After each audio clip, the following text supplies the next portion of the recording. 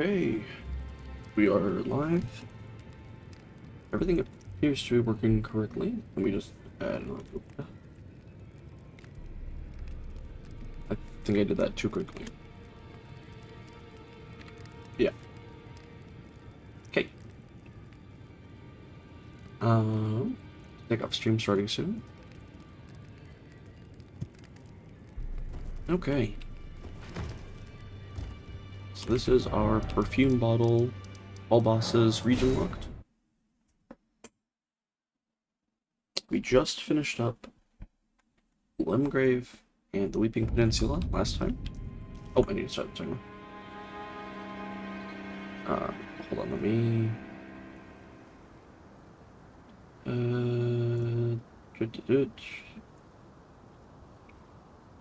Oh.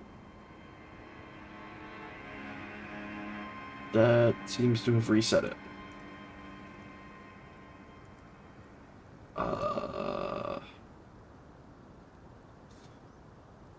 Right.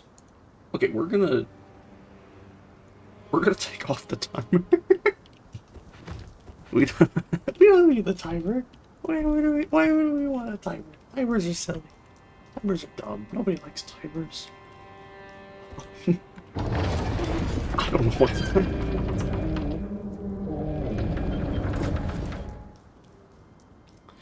But today we are going to Liurnia. We'll be doing all of Liurnia.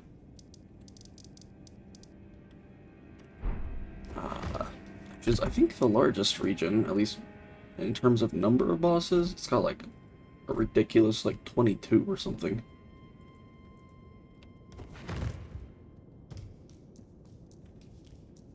But, yeah.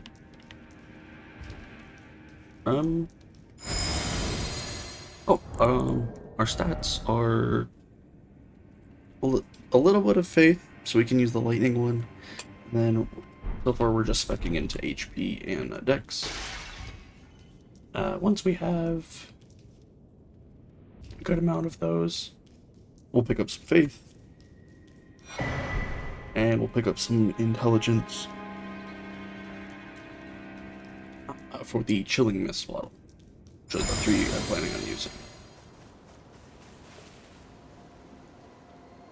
So, yeah. Okay, now we're in Liurnia.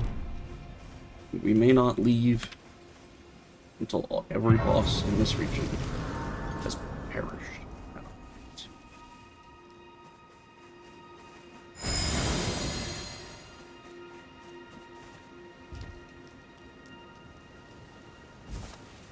So, we will get started. We'll grab our sacred tear from the Church of Irith.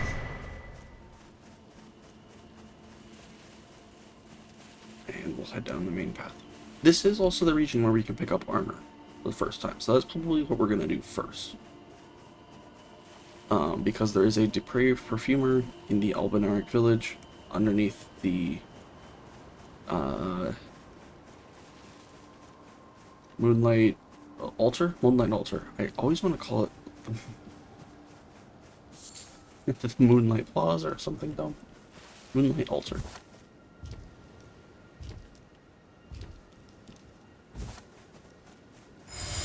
So we're gonna go there, and we're gonna do a little farming of the armor variety.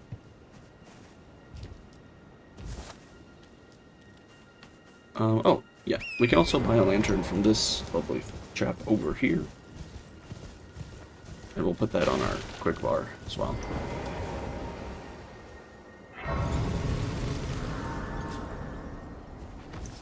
Which is gonna be great. You're unsurprised, no matter. Why don't you? Oh, but don't. Don't ask Gregor. Oh, 1800, yikes, dude. Somebody's ripping me off. Actually, it's a really invaluable tool, so I can't even complain that much. He smells smithing stones. That'll be good. Where are we at smithing stone wise? 741. So we, oh wow. So we still need smithing ones even then. Not. Okay. Well, here. Sell the rest of my runes, and we'll buy out the rest of his. We'll buy out his stones at the very least. Nothing else here that I want. Okay. Let's grab the map stell. Oh, I forget to actually equip it. Perfect. Okay.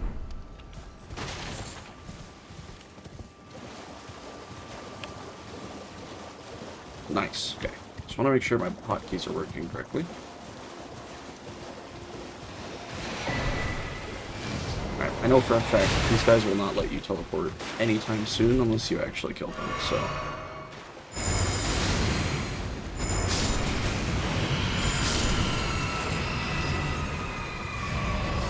Okay, we need to continue up this way. Fortunately, this map piece, yeah, is the long section, so we're going to need to get at least one other map fragment, possibly all three, if we want to be able to actually see where we're going. I mean, I plan on clicking them, at least it's incredibly hard to navigate this game without them.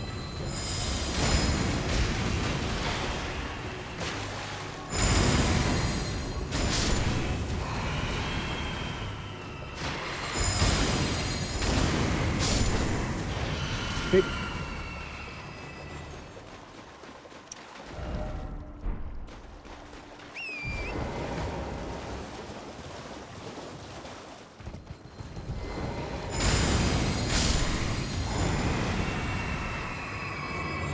Alright. What is he doing? I never really understood the point of those enemies. They seem to just, like, fly around and puff smoke. I mean,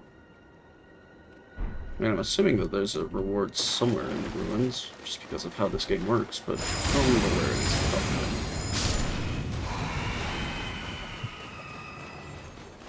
There's at least one royal revenant nearby as well. So I'll have to be a little careful.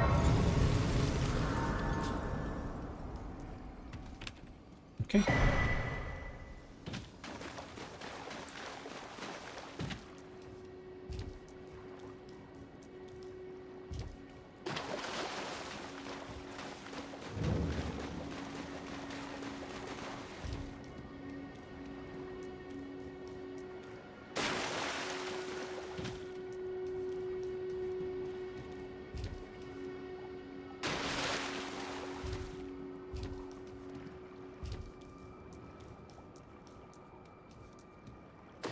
I think this is where the Royal Revenant is. Yep.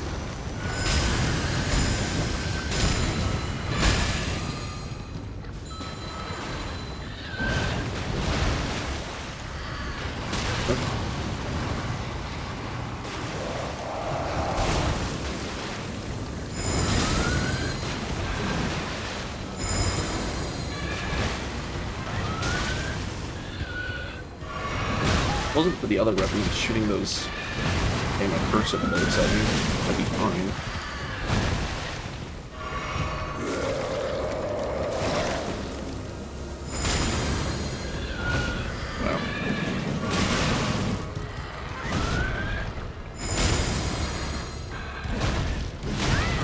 Wow.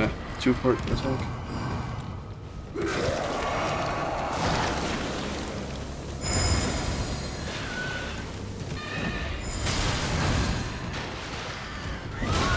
Oh, you cannot be serious, dude.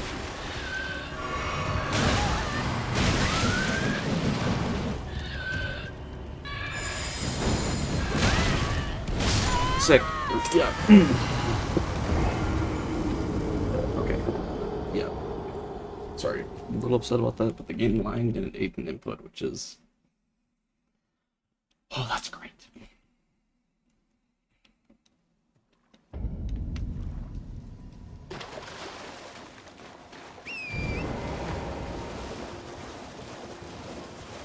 I think what's annoying about this is you have to kill the Royal Revenant first because he's too aggressive to ignore. Means you just have to let the other enemies pelt you with those Obnoxious homing projectiles.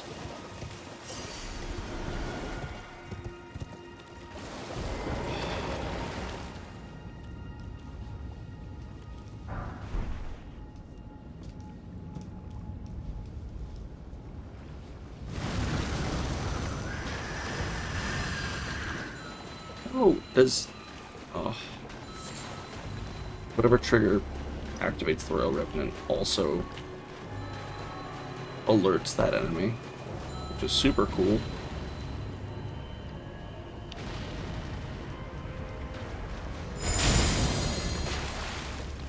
What?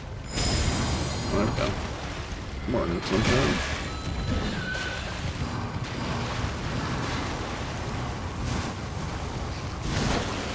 Sick.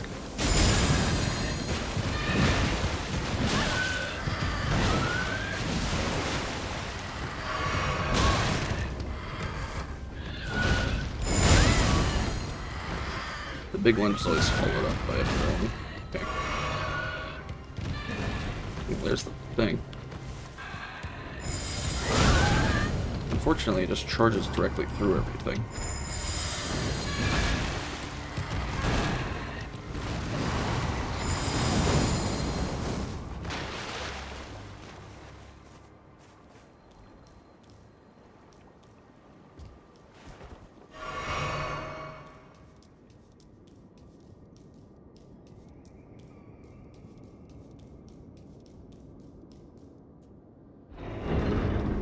Why did they make this one of the big roomed ones when they could have just as easily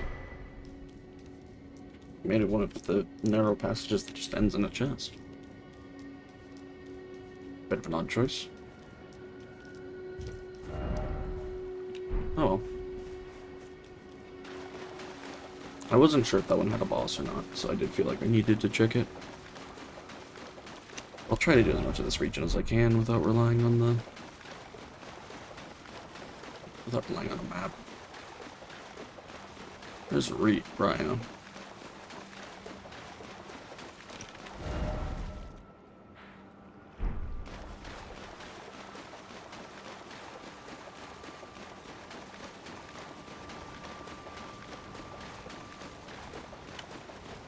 I don't really have any runes.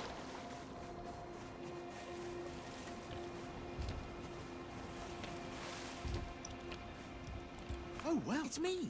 I'm still in bit now. I'm matches him. Gold feet, market shekel.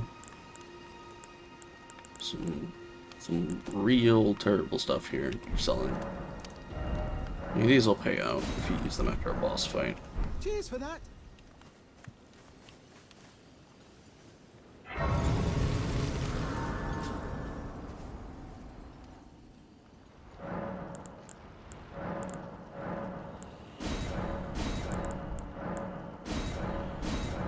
Okay.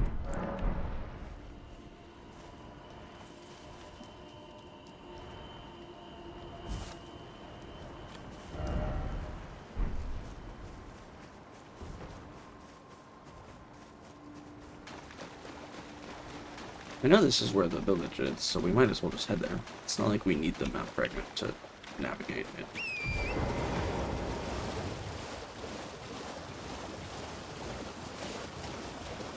Crystal snails.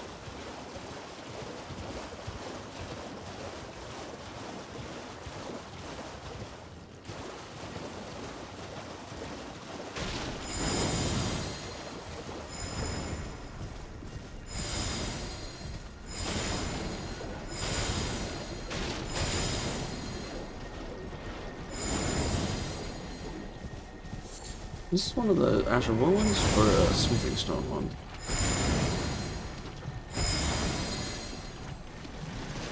Oh my god, it just runs in a straight line.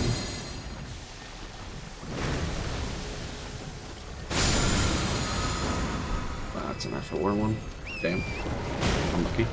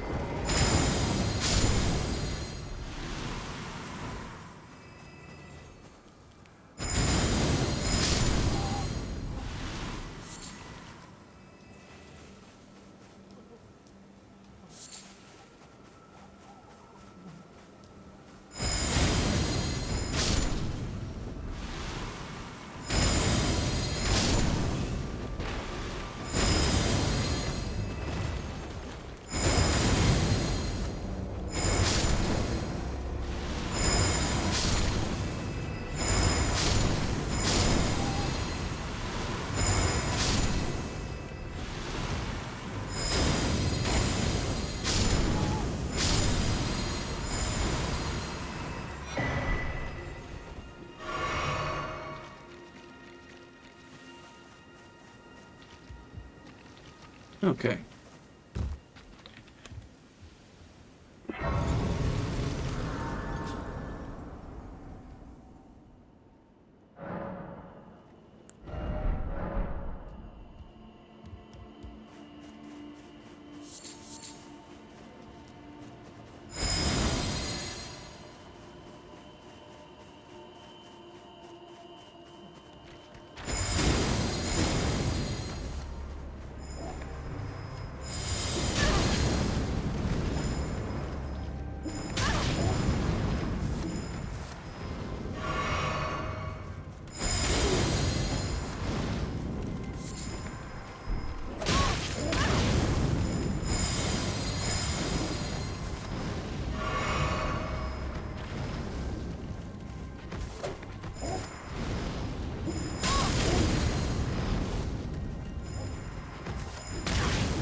This guy is not easy to fight. Holy.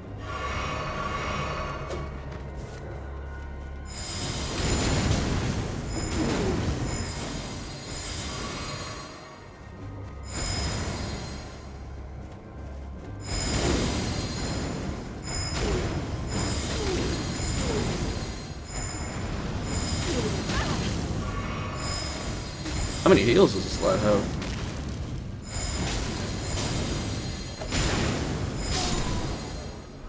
Well, he dropped something. He has a bunch of drops you can do though. That doesn't actually tell me much. Moss. Well. I'll have plenty of moss. Already know this, probably not.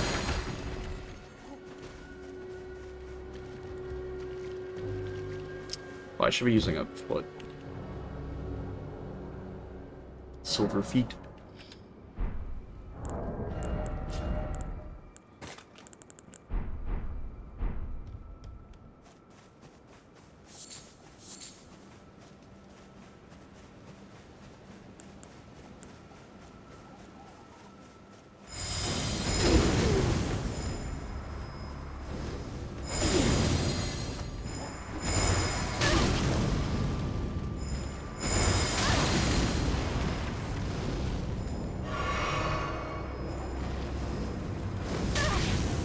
Ugh.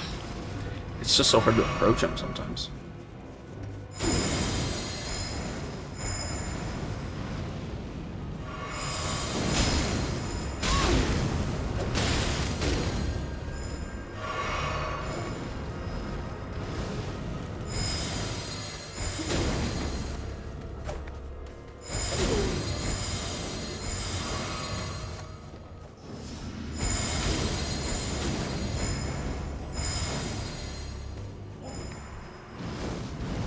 And of course he's a highly evasive enemy too.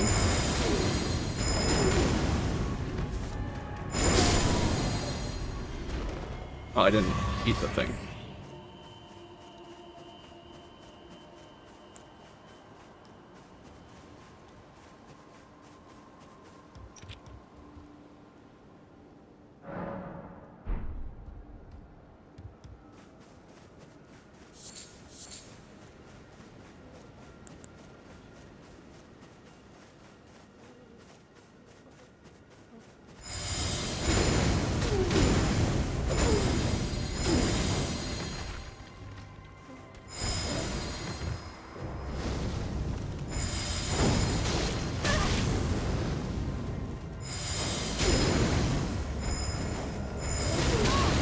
Yeah.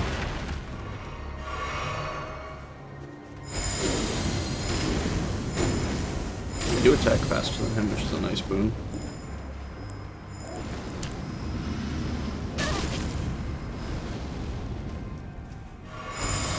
Oh my god.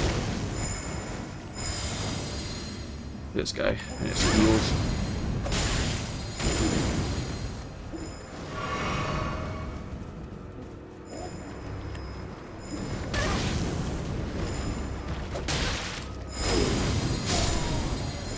I got something. Altus Plume! Oh no. We're so cooked. Where is the Silverfoot? Or the Silver Scarab? I'll check after this one. This that buff wears out. I need the cookbook for the Silverfoot and the Silver Scarab. Are gonna be what I'm looking for.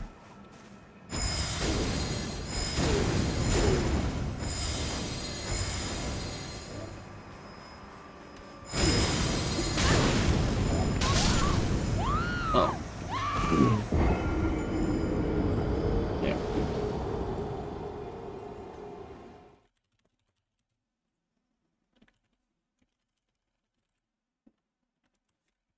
Silver Scarab.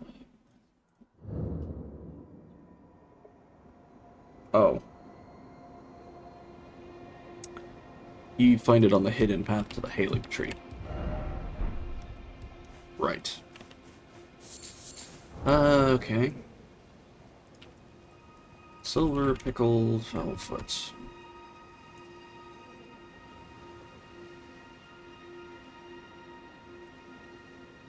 Missionary's Cookbook 3. Found in one of the two cult corpses in Smoldering Church. That's the one in just at the beginning of Caelid. Okay, so I can't get that. I can't get either of them until after this section. So we're fighting this guy with very low item discovery, because I do not have access to discovery boosting tools yet, and I would like armor.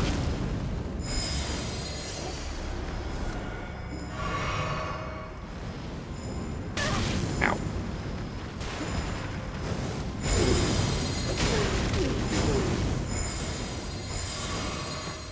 So he's got 2 heals, and then he uses a blood boil on himself, I think.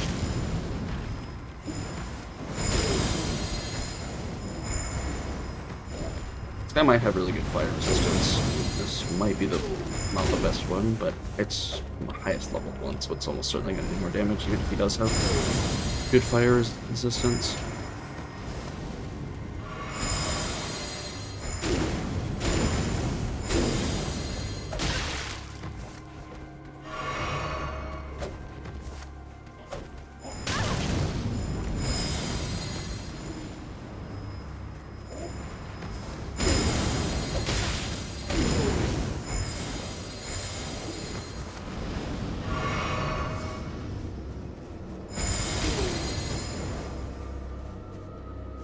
Yeah. Oh, we got the best part.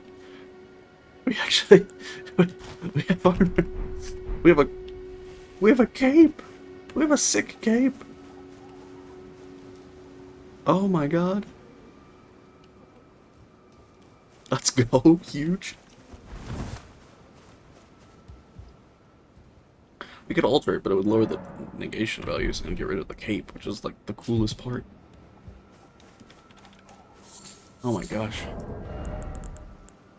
Yeah, this is like 13% fire negation. That's pretty good. 80 vitality too. The robustness is very low. That's probably true for the whole set. Ay, that could be bad. There's not a ton of enemies that inflict bleed, but the ones that do are gonna be. And you know, there's one in particular that is rather good at inflicting blood loss. That might be a problem for us.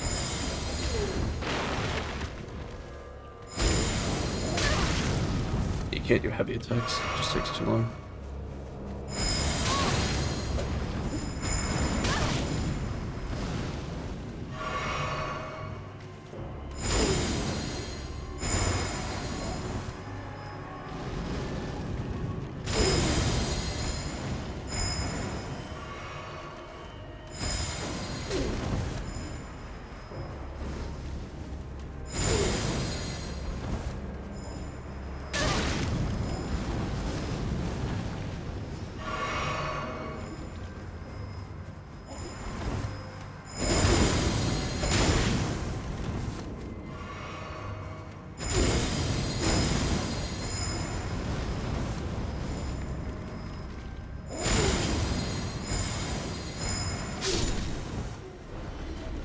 Okay. Altus Bloom. Well.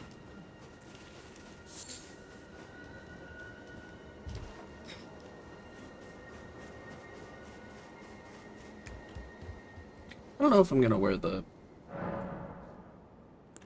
helmet though, because it looks pretty dorky. I probably am inclined to not wear the helmet.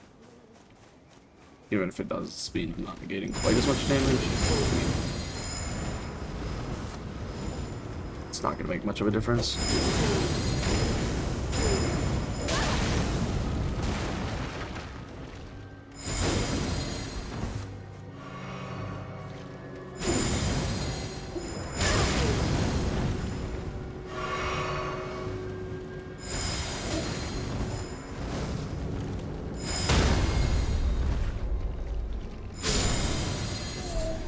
Random powder.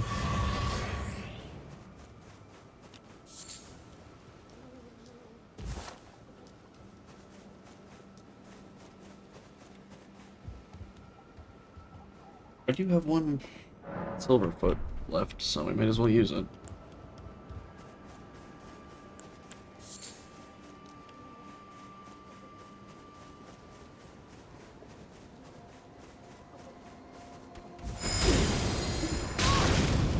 Ow.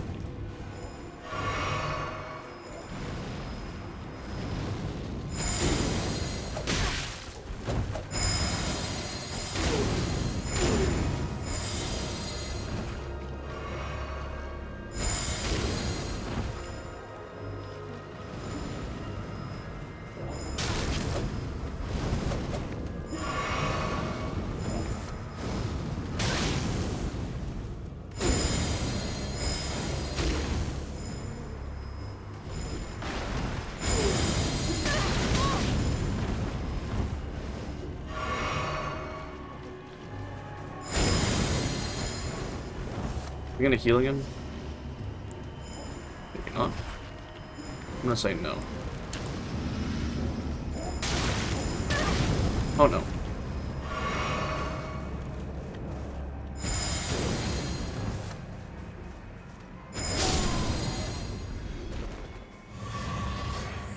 Okay. Now I know we have to go sit at the Grace. If we warp to it, which I should do once the foot runs out, we'll lose the buff. But if you just manually sit and stand back up, you'll keep the buff. So we will use this to hopefully get. I mean, I'm hoping for 3 kills. 4 would be excellent, but I don't think it's likely. If he didn't heal, it'd be one thing, but I don't think I have a way to effectively prevent him from healing.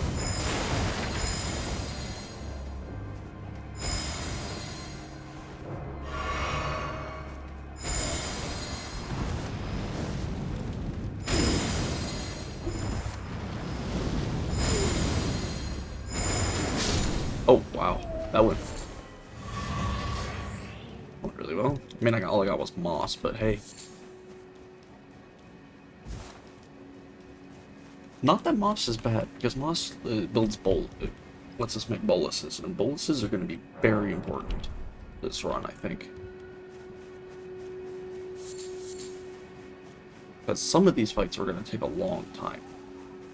So I'm going to need some way to negate status effects.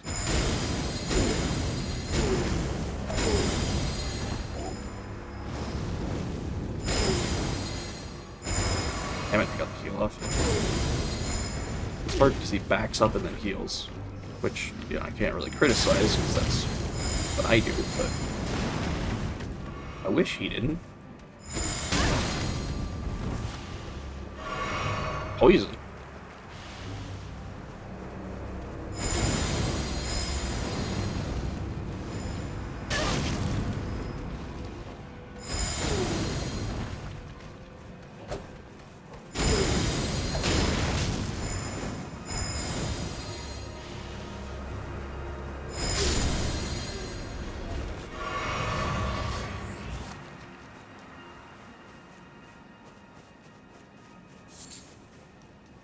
Okay, no drops that time. A little unlucky.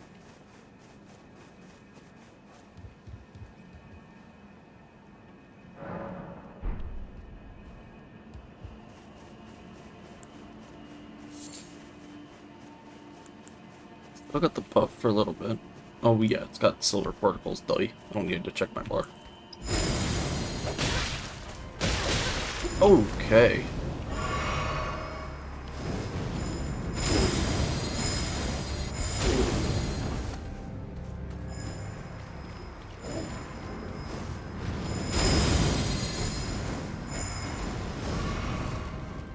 I was wondering if I should allow the parry shield, the perfumer's shield, because it's like a parry shield, not like a blocking shield. It is like a perfumer weapon, but I don't know how I feel about it. Actually, you know what? I'm gonna say no, because I can't repost anyway. Actually, cancel. Double scratch that. I'm gonna use it to kill the aging untouchables. And nothing else.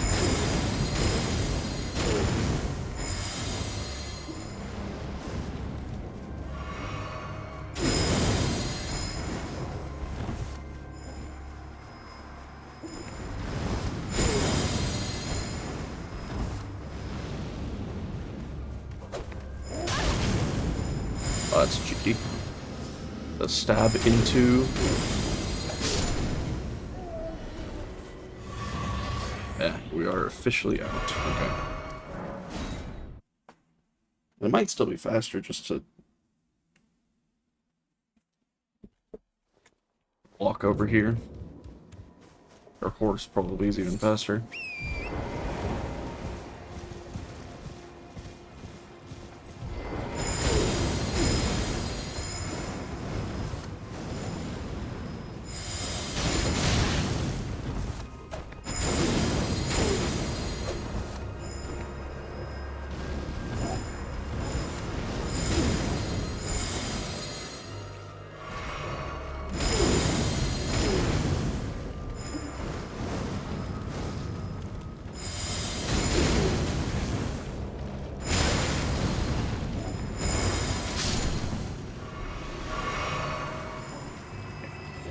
I believe he only gets 2 heals, though.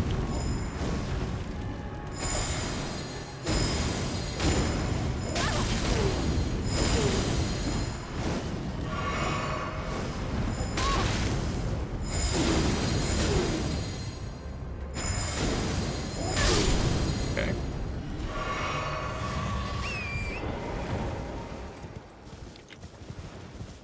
This might take a while. I mean, we are doing it at like all but minimum item discovery.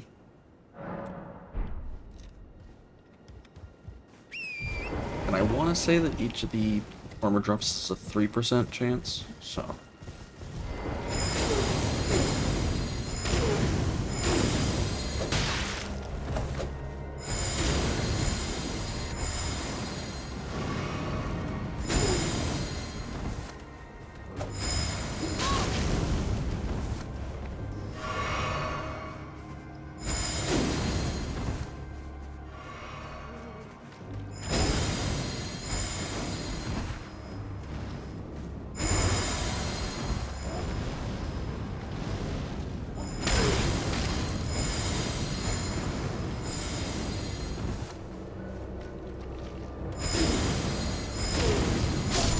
Nice.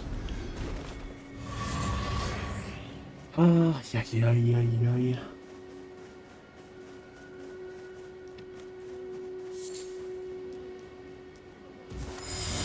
What should I talk about? I was gonna say we, but I could be moving in here.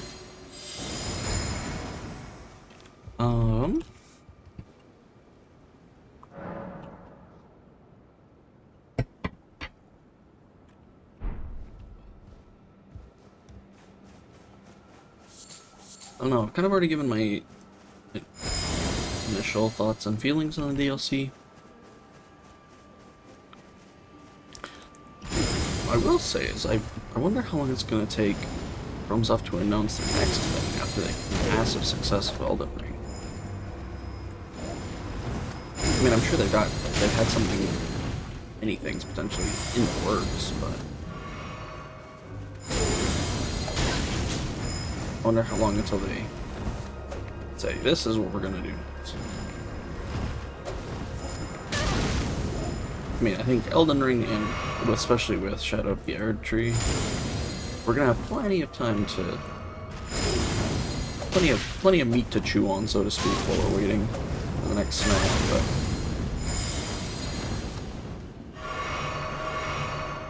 I'm curious about what they're gonna do next.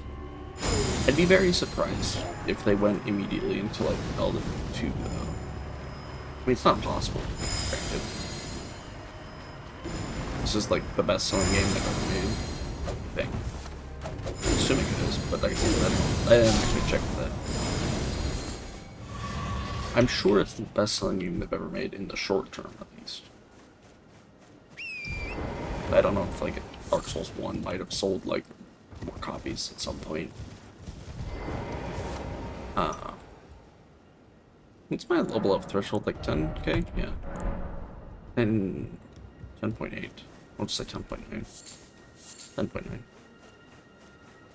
So like, it could be that they make Elden Ring 2 just because it's so commercially viable, but I wasn't attached to the game because of the meme. Ah, jeez. So it's, yeah, I think it's possible that they'll just immediately make Elden Ring 2, but I'd be kind of surprised. Like the story's fairly self-contained, and I mean the last like several FromSoft projects have all been disconnected. I mean, like the only series they've made, as far as I'm aware, is Dark Souls, and some of that was because of sort of like studio shenanigans that like they didn't even want to do necessarily.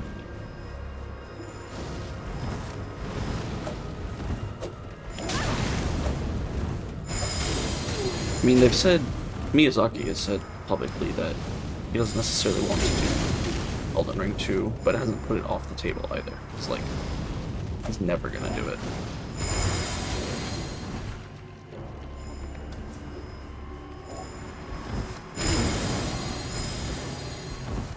But I would be surprised because of the intensity that Elden Ring requires as an open world game on development and like resource time. I wouldn't be at all surprised if they did a more focused experience. Shorter, more focused game.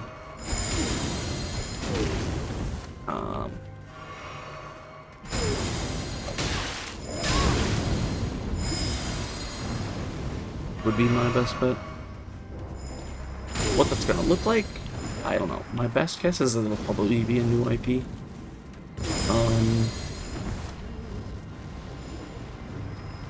I can kind of only see, like, I see, like, 3 possibilities, right? I think they'll either do something with Bloodborne, Elden Ring, or a new IP.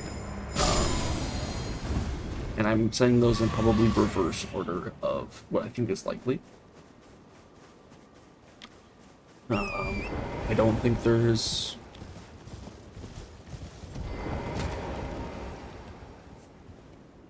I think there's basically no chance that they'll ever make another Dark Souls game. Because of the way, like, it's a complete trilogy, and I would just be surprised, I guess.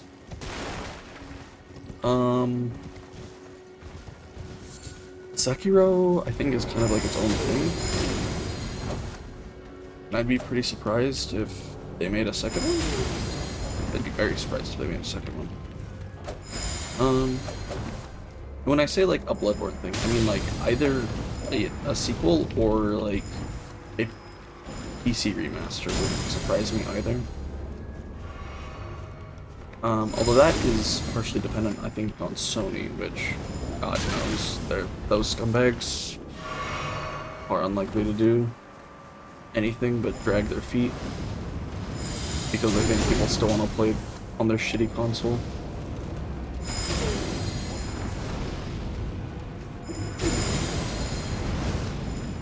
To be clear, I don't think PlayStation is worse than other consoles. I think all consoles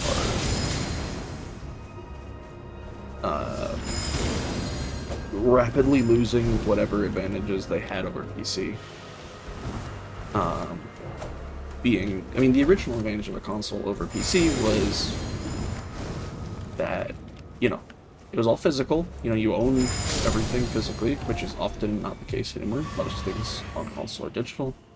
They were often much cheaper than PC, which is getting less and less true as uh, stronger PCs become more commercially available, and the next generation of consoles is increasing in price, even as people's cost of living is going up.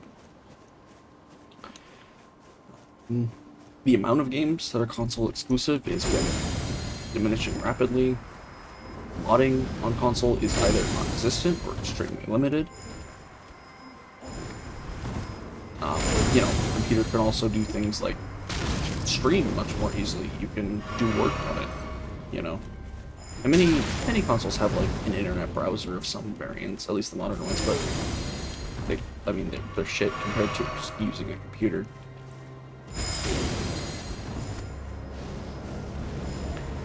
Especially since it's not even a matter of what control scheme you prefer, because almost every game supports controller and keyboard and mouse now. I mean, there's some games that are going to be designed for one or the other, right? I don't think there's going to be anybody playing Osu on a controller, or... I'm blanking on a good one that's, like, better with a controller. Celeste. Celeste is a good one. Because of those, like... You know, like, the part where you're, like, moving your little dude in, like, a bubble? And, like, omnidirectionally? That part's definitely, like, specifically designed for console, like, very clearly.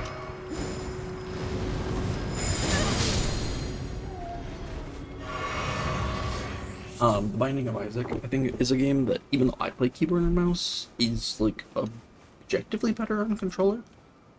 Because you can toggle, you have better angle on your movement, and you can adjust your speed dynamically by how far the stick is. So, like, I definitely think both keyboard and mouse and console have, like, their place. Controller, I mean, not console. But I think that anybody arguing in favor of consoles is, like, outdated. The only real reason I see to get it is for, like, a family, or like you want to have your friends over and you want to all, like, play on, like, a couch. But even then, like, I don't know, man. Just hook up some wireless controllers and stream it to your TV, or, like, use an HDMI cable. Like, I don't see the point in a console with how expensive they're getting. The only console I own is a Switch, and that's because you can't get Nintendo games on PC, just because Nintendo.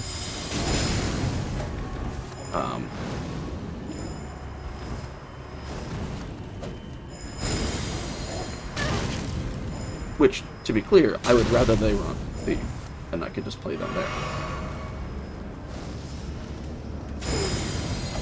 If I could play Nintendo games on my computer, I absolutely would. I think a large part of the reason they don't do that is that, for whatever reason, Nintendo's really uppity about people modifying their game. So, like, they don't want, like, to give people on the internet access to it, I suppose.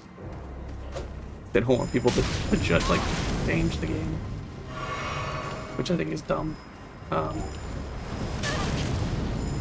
Because, like, mods contribute so much to a game's lifespan.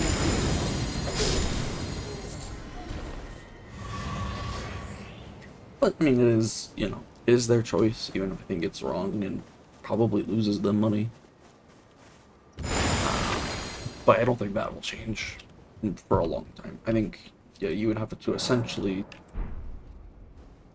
wait for the people who are in charge of Nintendo, like at the top, to pass the company on to younger people who have different philosophies about online culture, and they might not be willing to pass it on to people who have philosophies too different from theirs. You know, they might only pass it to people who want to, and I'm saying this with massive air quotes, preserve the sanctity of their games. Nobody hates Nintendo fans quite as much as Nintendo, you know?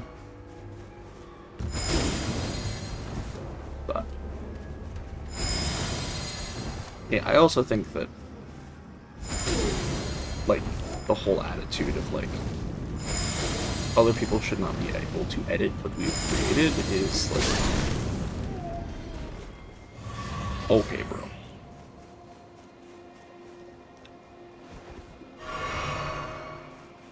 The implication is that that such things could not improve it, which obviously is not the case, and it would mean that not all forced to play Nintendo games on a, something that was outdated 5 years before it released in terms of hardware.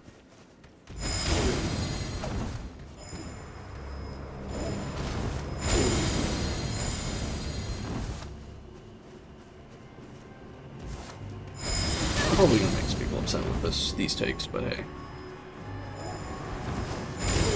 Probably not, actually. I'm sure the people who are watching Elden Ring are probably fairly similar. Well, I guess I don't want to say that. You never know.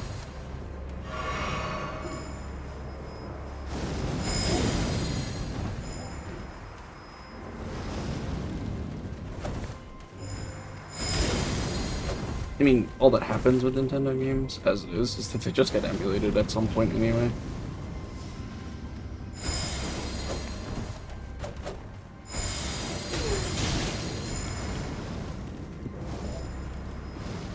So, which, I mean, is always going to be just a direct financial loss for Nintendo, right? Like, every time somebody wants to play the game but can't because it's for an outdated console that, like, they can't, buy anymore, or whatever. I mean, if those games were available on... let's see how dumb this looks. Dude, it looks like I have a poop on my head. I'm not wearing this.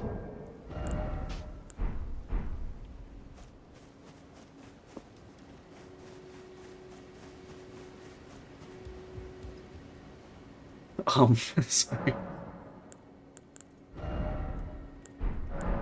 That's my train of thought there. I think that... I don't know. The video game industry has been going through some shit recently, with, like, big studios buying out little studios and then shutting them down, which I suspect is because they're panicking that people aren't liking their games as much, and are buying more and more indie games, and they're not making the pre-order bonuses for, 30 gold ass cheeks for Assassin's Creed 247, or whatever they're selling.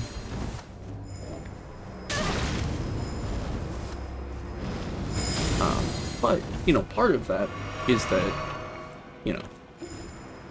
I surround myself a lot with, like, on, like, YouTube and Twitch with people who are like-minded. And, I mean, there's plenty of people who are just gonna buy every Nintendo game and console, no matter where they comes from or how expensive it is. And there's plenty of people who are gonna buy and play every single Black Ops game. Every single Call of Duty, every single Assassin's Creed.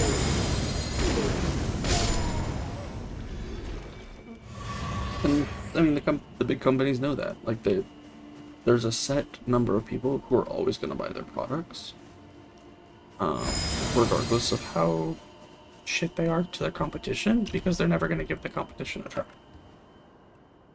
And that's true for anything. It's not just video games,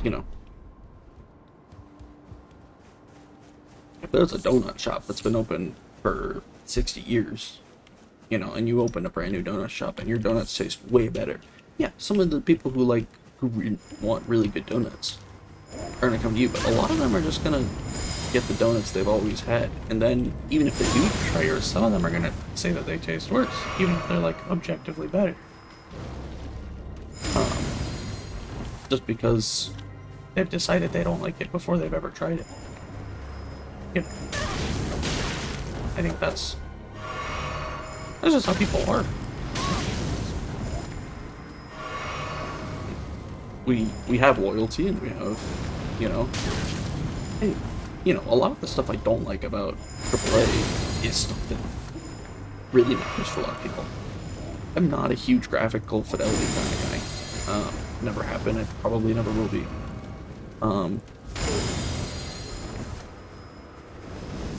But there are people who really, really care about graphics, and like they only want to play games that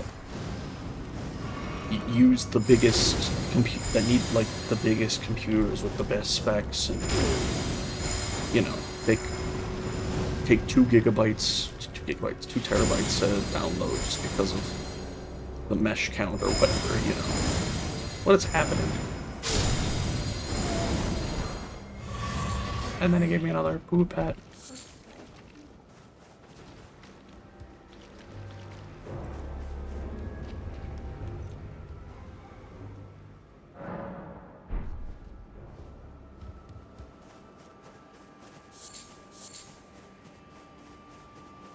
Um,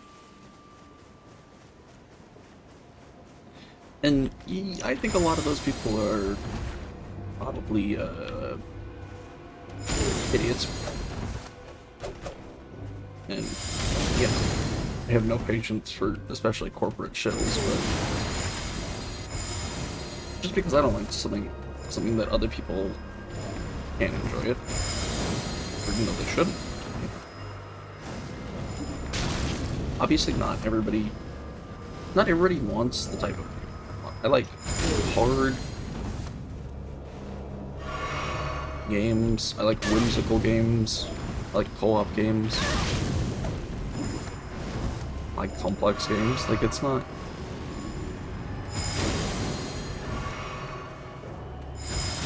That kind of stuff just doesn't appeal to everybody, which is, you know, totally reasonable.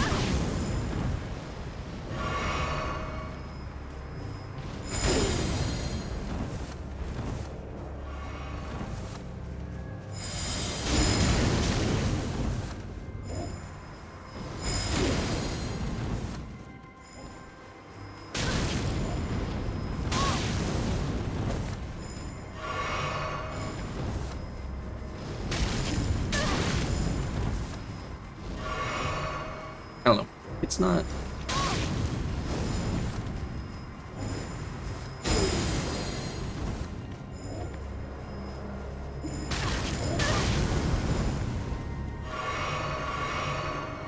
I'm having a hard time killing this guy.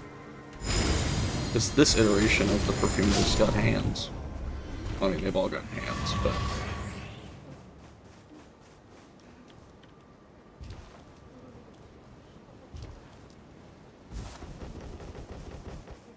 I don't know.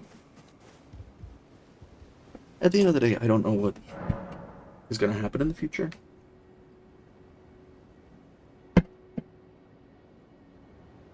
But I have seen people favoring, at least online, I've seen a lot of people being more upset about some of the more bullshit video game practices, and you know, more receptive to things like indie games and mid-range studio games. I mean, FromSoft is a big studio now, but they weren't, you know, at the time of Demon's Souls and Dark Souls, certainly not. And they've certainly haven't commercialized themselves. It's not like their games have gotten easier to appeal to a larger audience. I mean, the Elden Ring DLC is one of the hardest gaming experiences on the market.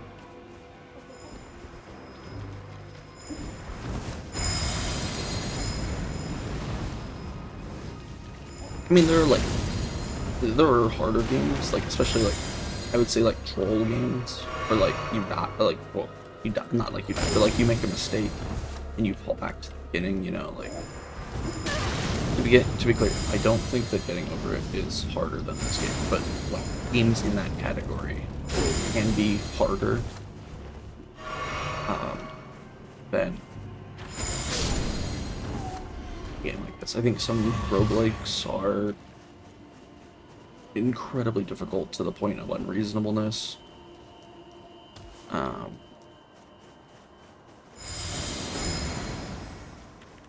So I don't just think it's raw difficulty that people are leaning towards by any means. And you also see games with like less intense than the like standard doing well. I think Deep Rock is Deep Rock's doing great. Um,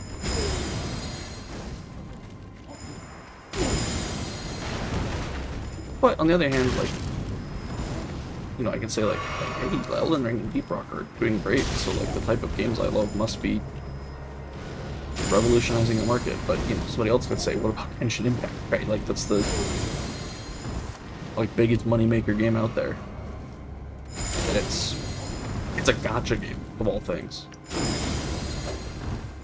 So I think we probably still got a ways to go before we're I'm ready to say that we're, you know, handling things in a way that's healthy for us as a community.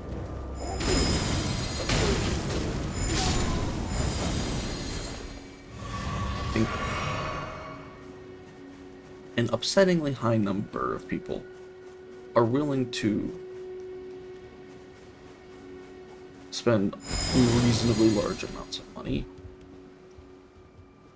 on virtual things that they do not, nor will they ever be able to actually interact with. You know, like I prefer it when you buy something you have that product, as opposed to getting the product, quote unquote, for free and then having to pay later to make it less shit.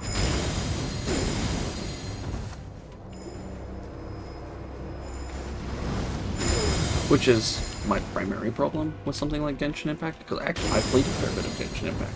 I'm a fairly high adventure level. I stopped playing a while ago, but and I went completely free to play. I wasn't interested in spending money on random rolls or anything, because I like, you know, I like knowing what's going to happen with my money when I spend it. Not, and hey, maybe this will work out for me. And if you look at the prices of like what it would take to guarantee things, 'cause the game does have like a pity system, where if you've tried enough times and having unlucky, you're guaranteed to get what you want eventually. The prices are absurd. I mean, we're talking hundreds of dollars.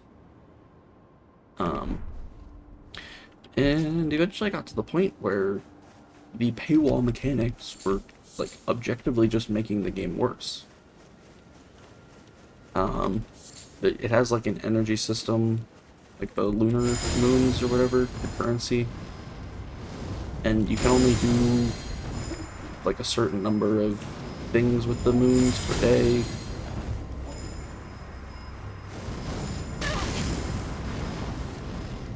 Which, whatever.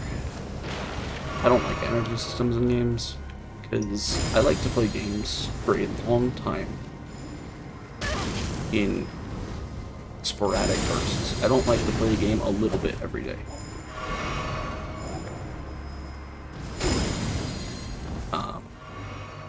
But they have it set up that way because studies show that if you make it a habit, people will play for longer. Like, on the grand scheme of things, not like in a day, obviously. They'll play for longer periods of time, and they'll spend more money eventually. As it becomes more a part of their daily life, eventually. I think that's super shitty. I think it's an abuse of human psychology. Oh my god, a third poop hat.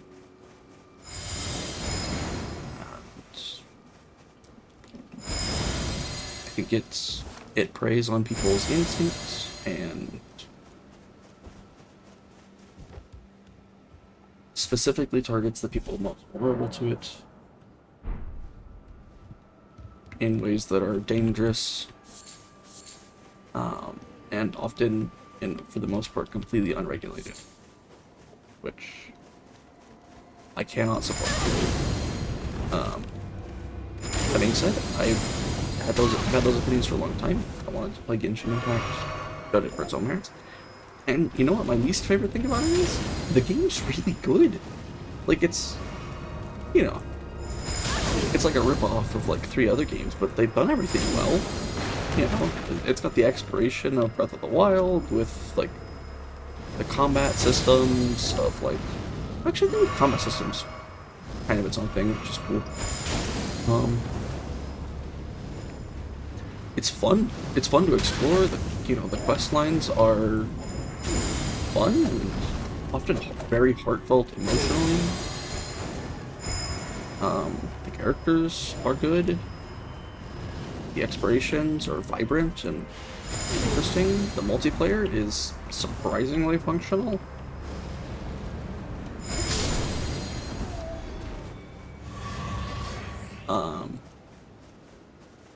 You get a little pocket dimension where you can like build your own space. It's fun. I enjoy the game. But you get to a point where progress, like effective, meaningful progress, eventually you run out of story, right? And for most games, that would be where you stop playing. Because you've run out of game. But since Genshin Impact wants you to play forever, so that you can spend continual, you can continually spend money on it. They essentially make the progress getting stronger.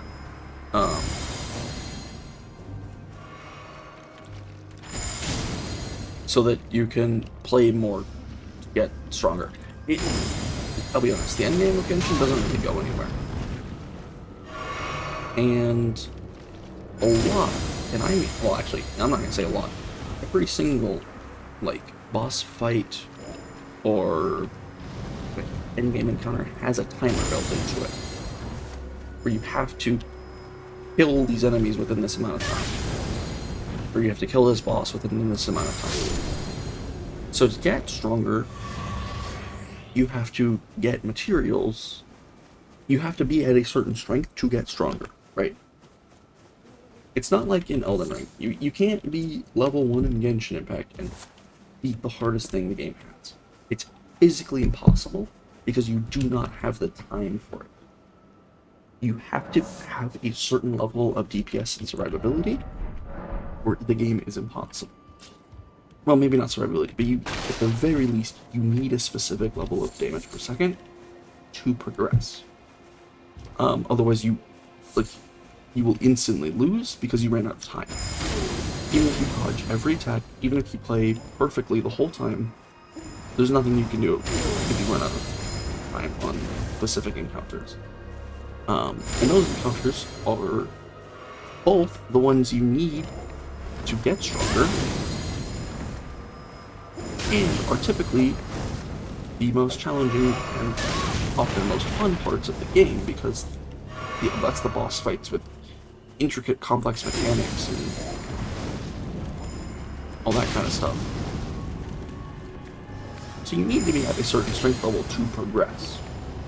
But strength gets harder and harder to obtain, because you need rarer and rarer things, you need better characters, you need, rarer equipment.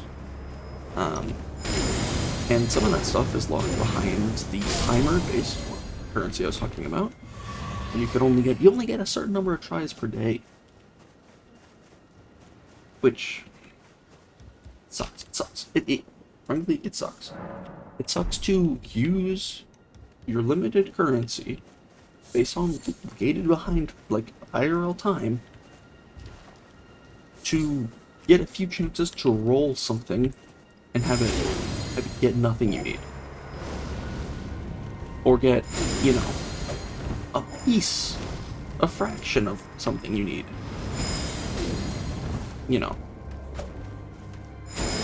Because they don't give you nothing, because they want you to feel like you're making progress. That you keep playing, obviously. So you'll get like a piece, even if you can't use the item, you can deconstruct it and it'll feed other items later or whatever. Or maybe you can use it for a different character later on, or whatever number of things. It uses like a crafting system where like 3 tiny components of something build a small, build a medium, build a large, which I generally like in video games because they give it a way to like have progression. And you know, combining things into bigger things is fun. Like, monkey brain, go bird. But having that kind of stuff gated behind time is incredibly unrewarding and frustrating, at least to me. And the other one is that their premium currency, primo gems, I think, you can earn 2 ways, essentially. Well, 3. You can earn them by paying money, which makes sense. You can earn them by completing in-game achievements, and you can complete them by participating in events.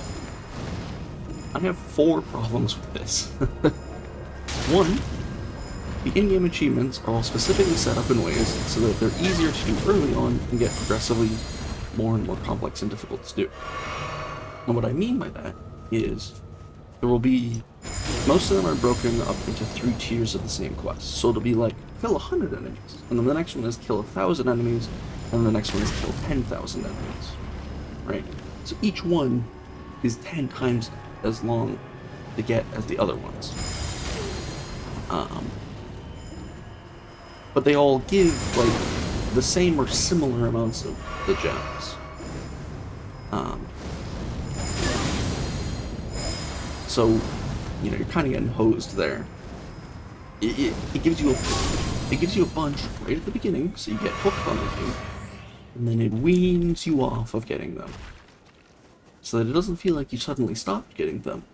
But over the course of, you know, days, months, weeks, years, however long you play, you're getting less and less and less from those. And then you have the limited time events. So yeah, first problem is that the in-game system for getting them is inconsistent and is artificially constructed in such a way to give you less and less over time. Even as you're putting in more and more effort and getting better at the game, you're getting rewarded less and less. It'd be like if Elden Ring enemies gave you more runes at the beginning and then gave you less and less as you played. I think it's terrible game design. I think it's antithetical to fun. The limited time events are, I didn't specify, but they're all limited time. It's huge FOMO. Everything in Genshin is limited time, except for the main story. All of the events, all of the characters. I mean, if you don't get a character you're looking for in one of the random gacha pulls, it's not like you can aim for a specific character at any time. Most of them are only available on rotation for a very short amount of time. And if you don't get them, they might not come back for months and months and months. And that's a problem, because one of the biggest ways to buff your strength of the character is to get a duplicate of it. You can get up to like 7 duplicates of the same character to buff them up. Which are like ranked, so you have a character and then they have like a constellation rank that goes from 0 to 6. And a C0 character is often not even comparable to a C6 character. But it requires you to have gotten the same character 7 times in often a very short amount of time. So somebody who spends money is laughably stronger, because you can, if you can just buy as many primo gems as you want and get all of your favorite characters to, you know, C6 as soon as they come out, whatever, you're gonna like be way stronger and probably have a much more enjoyable experience than somebody like me. My strongest character was C0, because all the primo gems I had were from the events that I happened to be in when I was playing the game, and the achievements, which, you know, like I said, run dry real quick if you're playing the game actively. And the game, like, has a finite amount of content. Obviously, it has to, you know. The only way you can have infinite content is through random generation, and even then, you can only see so many iterations of something before you've essentially seen it all of the ways it can be done.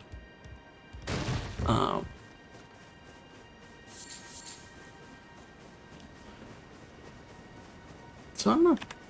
Why did I get 5 roller fruit from one thing? What the heck?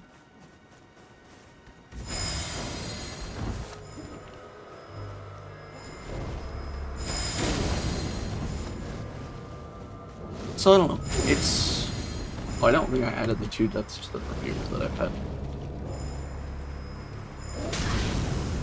I was thinking about other things.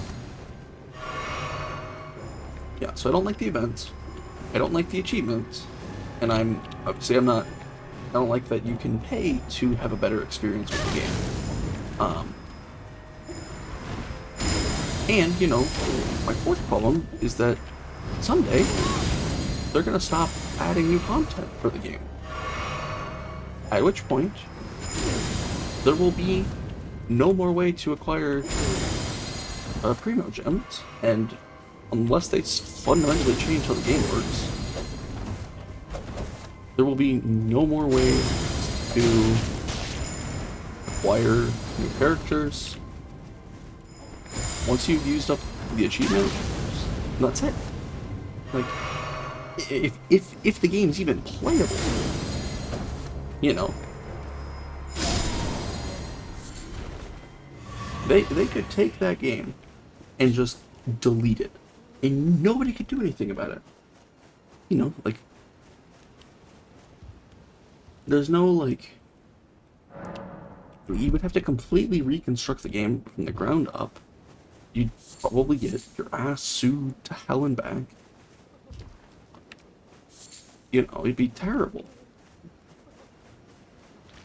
And there'd be nothing to show for it.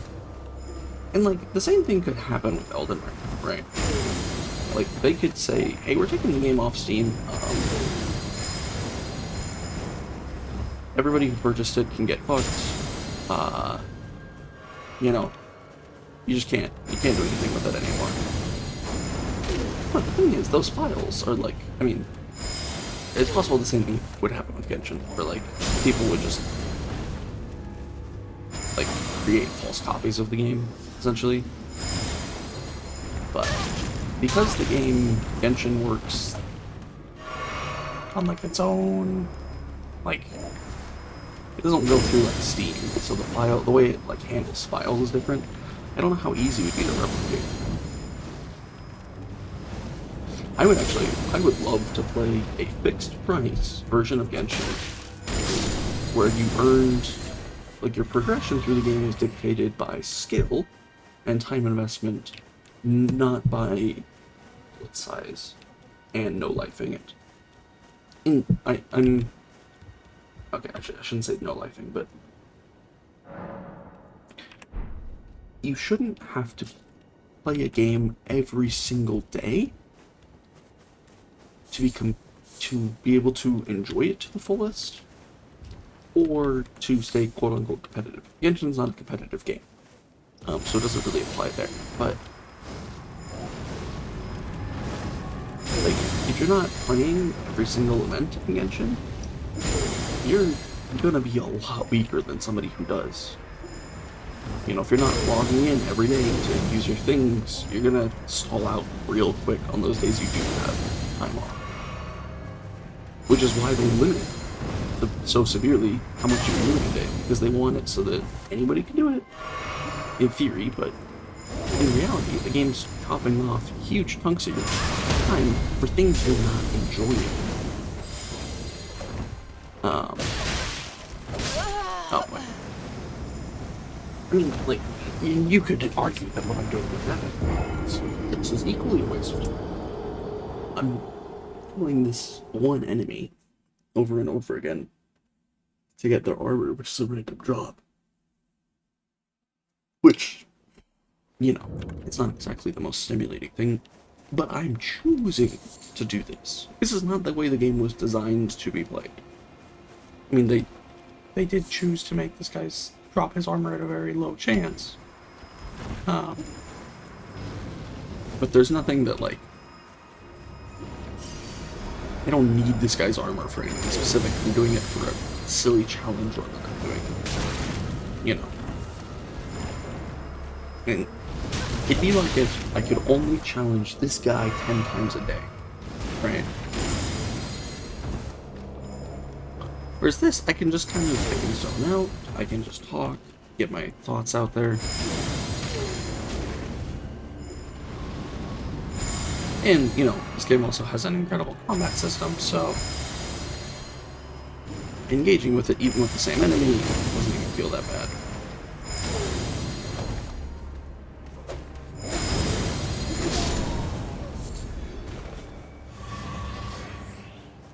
At least in my opinion. I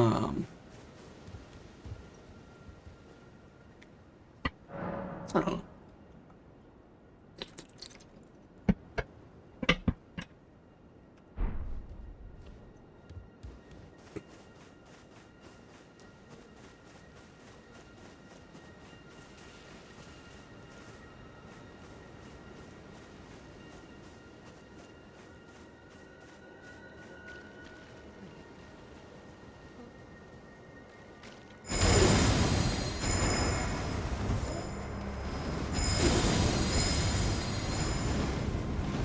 I don't know.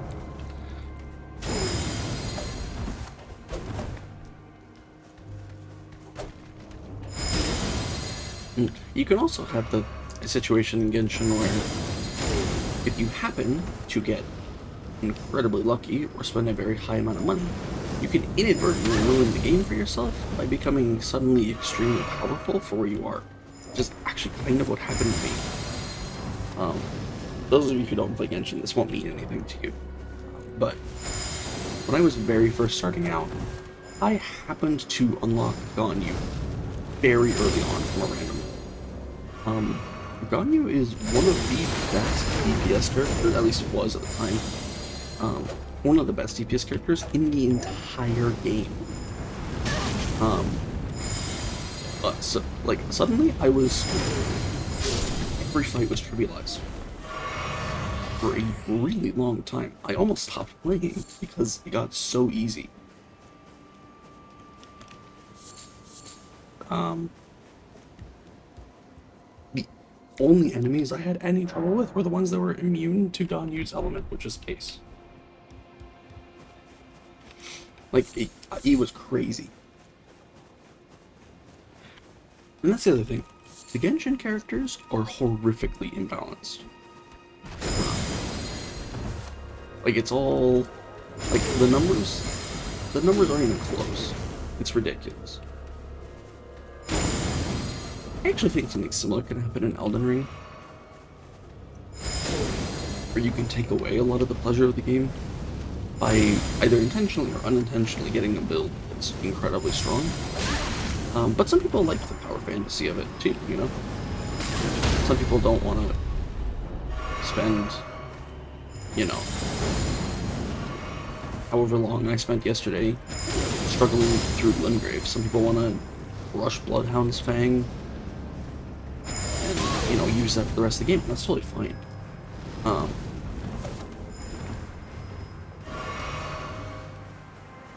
Although that's more like a game balancing issue than like a game design issue necessarily. I mean, it's part of design. Balancing is part of design, but I don't know. Whenever you talk about balance in a game like Elden Ring or any Souls-ish, any like hard game, right? It can often divide into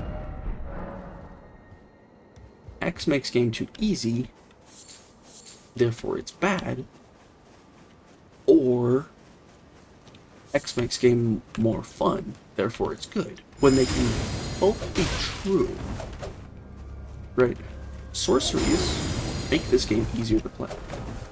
I don't think there's anybody, like, you know, and so do incantations, even for that matter, you know. All of the buffs you can get from incantations are nuts! You know, and the damage you can output with sorceries is preposterously good. But they're also fun. you know. And it's not like you don't have to do anything for them. They take mana, you know, a lot of them have, like, long pastimes, or you have to find the right usage for them, or you have to find the spells themselves, you have to upgrade the seals and saves, just like any other equipment, you know. It's not like you're not engaging with the game.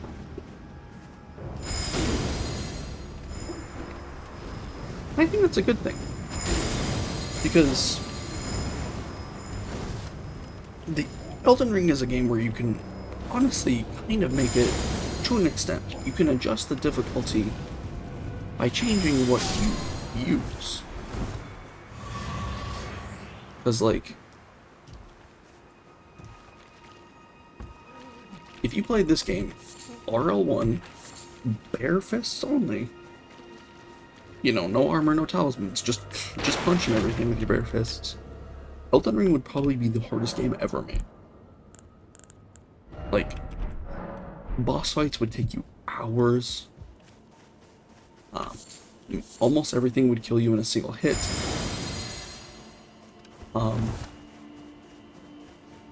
Like, and you could even modify the game.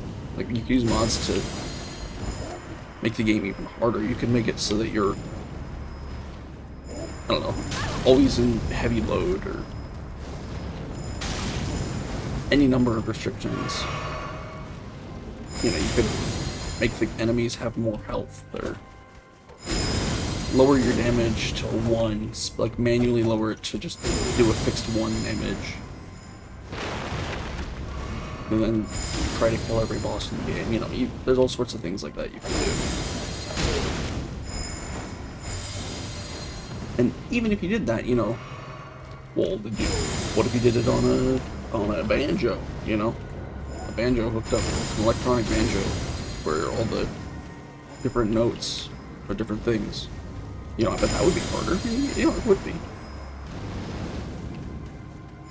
The only problem I have with that kind of balancing, where, like, things are, I would say, intentionally unbalanced to an extent, to provide alternate experiences. I have 2 complaints. 1 major, 1 minor. No, 2 minor. Well, 1 minor, 1 extremely minor. The extremely minor one is the self-community divide that it can create between people who have finished the game and those who have, quote-unquote, truly finished the game. There are plenty of people, some of which are probably even allowed in grocery stores, tragically, who think that if you beat this game by using spirit summons, you didn't beat this game, which is dumb. It's in the game, you know. I think if you modded every enemy to have 1 HP, then yes, you did not beat Elden Ring. But if you bait it with sorceries and mimic tier and, you know, the heaviest armor and like great shield, nothing wrong with that. It's all those actual stuff that's in the game, you know. And there are probably people who have played the game like that and really struggled and really had fun with it, who wouldn't have been able to complete the game otherwise. Like, using a shield might seem cowardly to some, but there are people who may not be able to react in time to every attack that Elden Ring throws at you. I mean, that's not, like, impossible. Like, you know, people have brain injuries and people get older. You know, people have diseases and restrictions.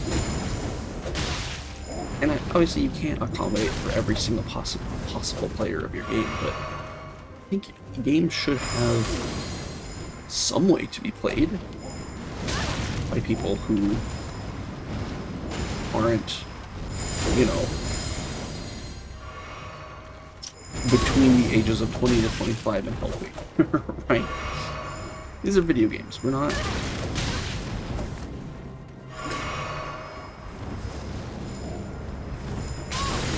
there's no, this isn't the United States, you know, health department. We can accommodate for people who aren't young and healthy.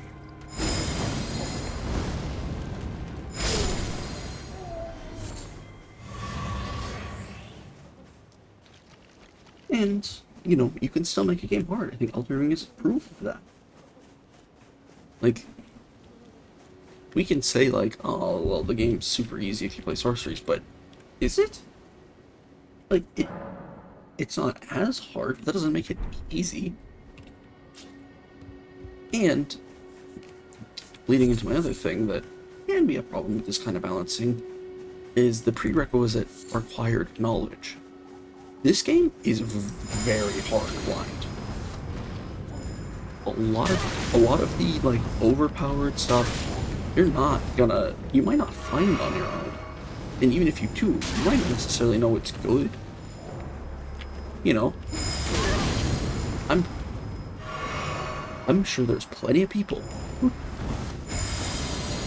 you know, beat Darrowell, beginning of the game, got Bloodhound's Fang, took a couple swings with it, said, this is so slow to use.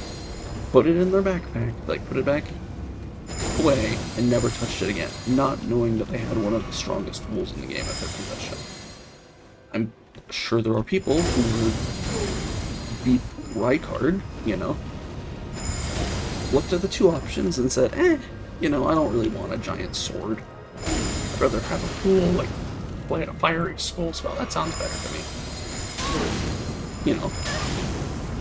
And there's people who, you know, used sorceries against the first boss they saw, watched it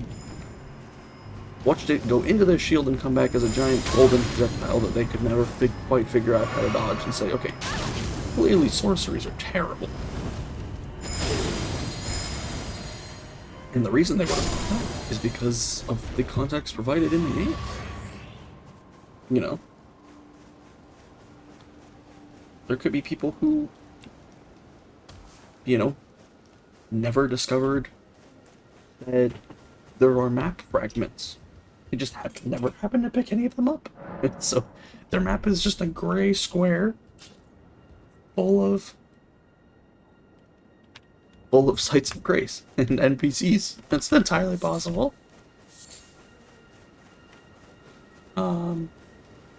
And some of that can be remedied by, like, playing online or looking stuff up, but you know, some people don't like doing that or don't have the capacity to.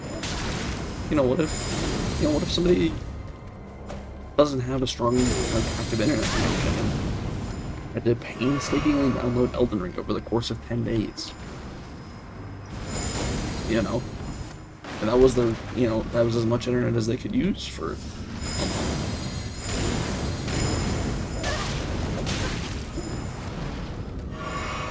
Not impossible.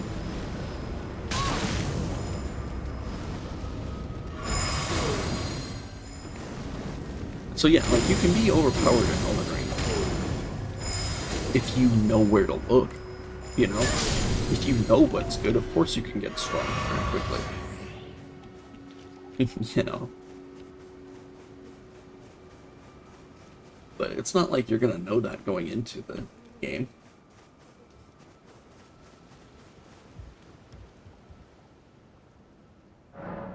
So I don't... On one hand, I think it's, like, good that the game lets you explore and experiment and doesn't necessarily correct you if you've made an erroneous judgment, but actually I think it's probably primarily good, but it does mean that some people are going to get a harder or easier experience than they wanted because of what they, you know, did on their first playthrough by random. One of the people I've talked to who's played this game had a fairly negative experience with it because they made it too easy on themselves with sorceries. You know, like, that can happen too. I'm sure there are people who have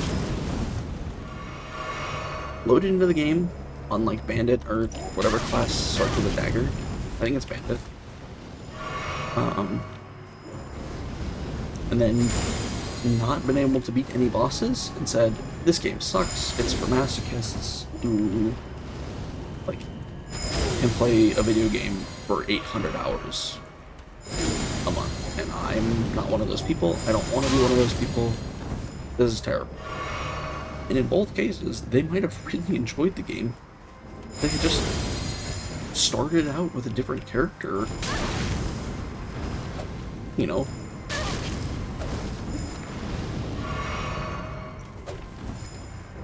known that, like, yeah, starting out with a dagger is going to make things really hard because you have to be right up in your enemy's faces and you don't get a shield and you're not going to have access to any spells for a long time, and X and Y and X and Y and X and Y.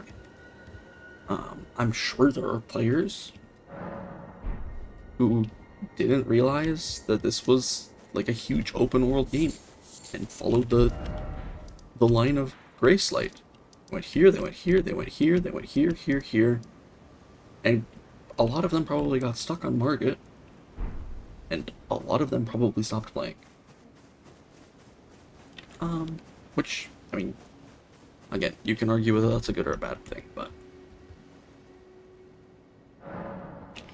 I would be happy if more people got to enjoy Elden Ring.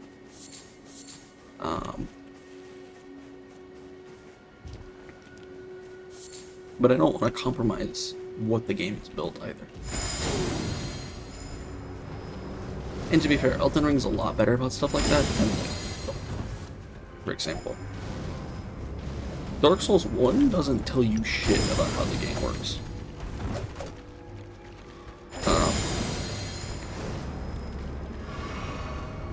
I'm not even sure the game ever actually tells you how to jump,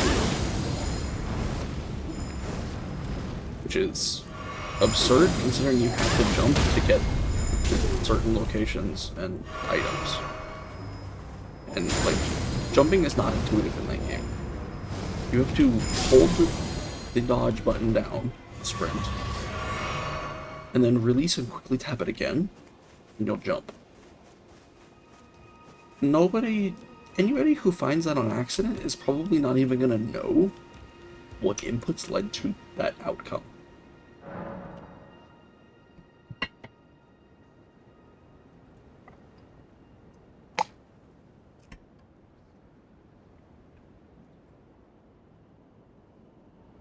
Oh. So I don't know. I'm not really going anywhere with this. I'm just kind of talking while I hope that's understandable. I don't have any viewers right now, so it's not like I'm even talking to anyone. I'm just kind of putting my ideas out there.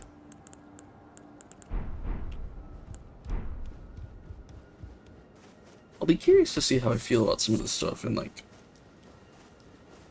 a year, 5 years, 10 years, 20. Oh shit. Backed out of an accident.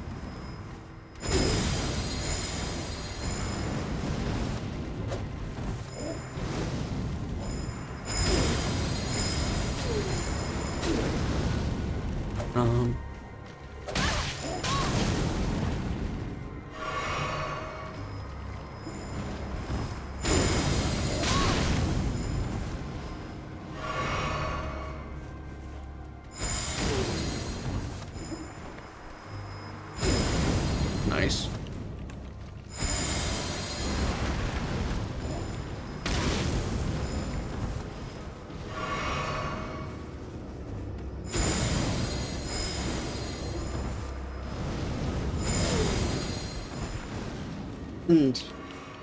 And what I'm talking about here isn't stuff like glitches, right? Like, Blood Fiend's armor doing more damage than it was supposed to. I think that should be fixed. I think you should be able to downpatch for the sake of speedrunners specifically. But I do think that it shouldn't be left in the game. Because that, you know, the rolling sparks Ash of War, where you could aim it down and it would hit the same enemy for full damage, like, 12 times, and the scaling on them was stronger than it was supposed to be. Like, and it was doing more lightning damage than it was expected on the lightning one. I think glitches should absolutely be patched out. And I think that if there's something like that the developers unintentionally made too strong, I think it's well within their rights and reason to adjust the game as they see fit to make it more closely in line with the difficulty they wanted to fabricate. Or well, not the difficulty range. Because Elden Ring has an expected difficulty range that goes from, like, sorceries with, you know, sorceries with a great shield and spirit summons to, like, RL1 speedrunners, right? Like, and you want everything in your game to fall within those bounds and lean towards, like, the middle of that area. Like, you want there to be, like, a central approximate difficulty with a minimum and a maximum boundary. And something like the Rolling Sparks or the Blood Fiend's arm behavior working correctly fall below that threshold.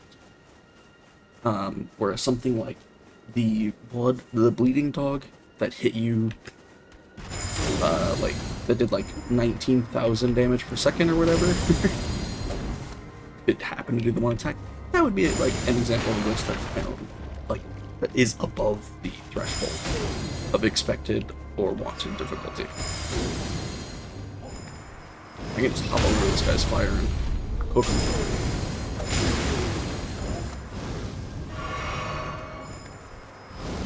Oh, unless I jump into it like a clown. Oh my gosh, I saw two and I got excited.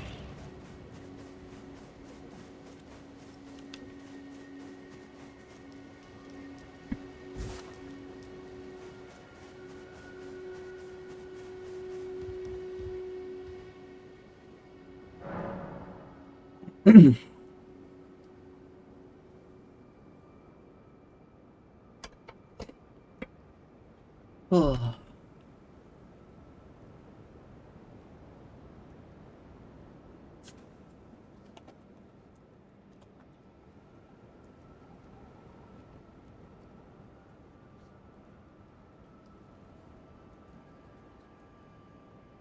I need to take a cough drop. My throat's bothering me. Been yapping too much.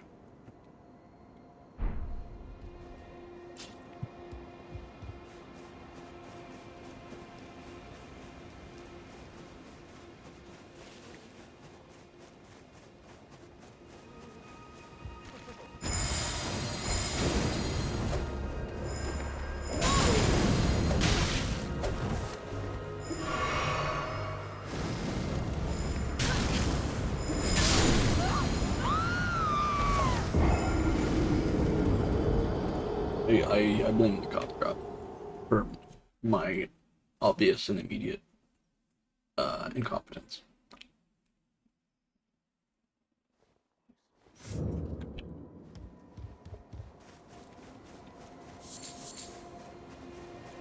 Ugh. One of my good friends has, like, tried Elden Ring a couple of times. A lot of it on my recommendation and recommendation of another one of our friends. And thus far, he has not enjoyed it. He hasn't been able to find a groove. Finds the obtuse mechanics incredibly frustrating. But knowing the types of games he enjoys, I think he would really like it if he could get into it and get past that initial hurdle. But I don't blame him for not wanting to get past that initial hurdle after struggling and feeling like he's getting nowhere.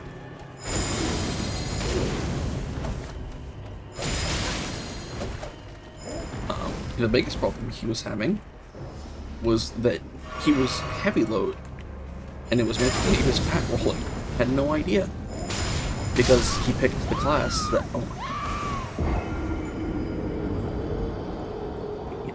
class where they fat roll by default. And he hadn't changed any of his equipment yet. And he hadn't, like, leveled up endurance. And, like, yeah, if you really took the time to, like, look at the, like, in-game detailed guide of each stat, he might have been able to figure out, like, oh, wait a minute, something's wrong here. And there is, like, a loading screen tip that's like, hey, if you've got too much weight, it'll say heavy load. And you won't be able to roll as effectively, but that's, A, random, so not really a reliable source. And looking back, there was no way for him to know that he was massively making his life harder.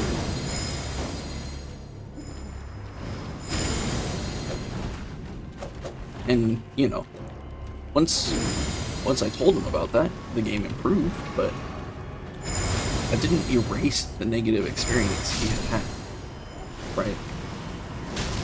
It didn't give him back, you know, the time he spent throwing his head at the Erd Tree Burial Watchdog, fat rolling, being unable to dodge any attacks he saw in the game, and getting frustrated because he assumed that he was just playing poorly and timing things wrong. And he just couldn't figure out what the timings were, and he was getting increasingly frustrated. And I don't think that's necessarily his fault. I mean, I'm biased towards him as his friend, but there's no part of the game that tells you, like, hey, getting an in-depth, like, looking at the in-depth breakdown of your stats is going to be very helpful, because it'll tell you more specifically what each stat governs and the impacts of those stats.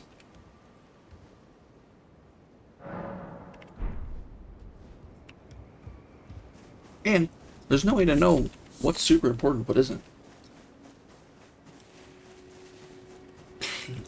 Arcane buffs your holy resistance. Like, the more points of Arcane you have, the better your holy resistance is by a fractionally small amount.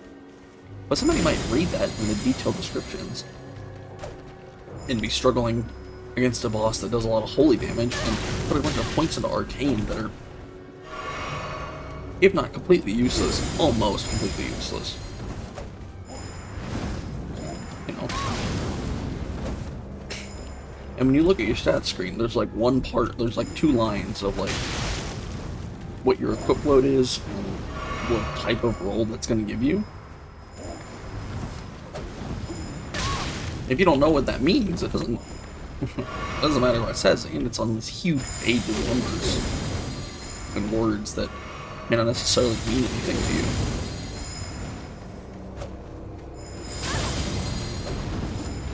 I didn't like Dark Souls when I first played it. Hell, I kind of don't like Dark Souls still, having played it.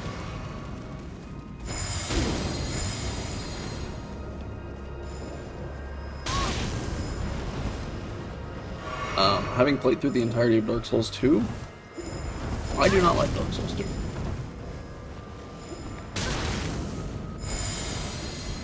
I think its design is all over the place in terms of quality and consistency. I find that I don't enjoy like 90% of the weapons in Dark Souls 2. I think like they're too slow, or they hit like not even. I don't like the weapons in Dark Souls 2. I don't like most of the weapons in Dark Souls 1 either. And frankly, your early game selections for both games are very bad unless you happen to know specifically where you can rush to get a very specific item. By contrast, I think every single weapon type in Elden Ring is viable. Some of them are stronger, obviously. I think colossal weapons are very good. You know.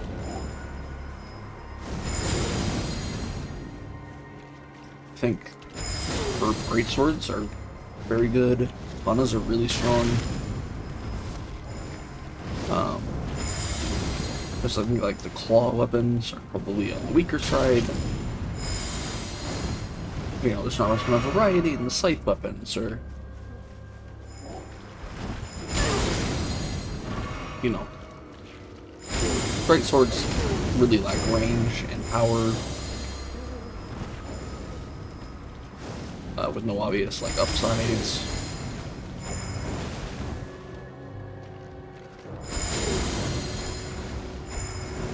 But, you know, you can definitely, I mean, I'm doing it right now, but you can definitely play the game with a slightly weaker weapon type from the very beginning to the very end and have an enjoyable experience. But I don't feel like that's possible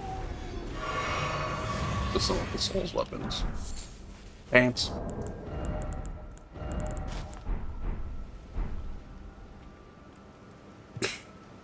Holy moly. We just need gloves.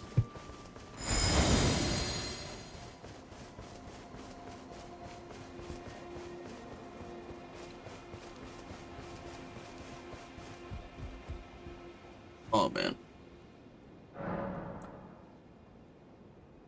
Oh. This would be a lot easier with somebody to talk to and bounce ideas off of. But hey, I signed up to try my hand at streaming. I knew what it entailed. I have not put my own to blame.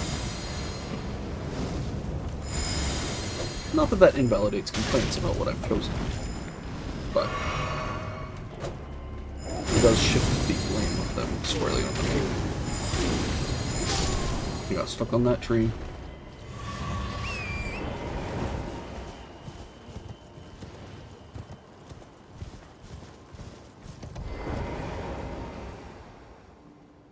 And there are things about Elden Ring that I don't like too, even if it is like my favorite game of all time.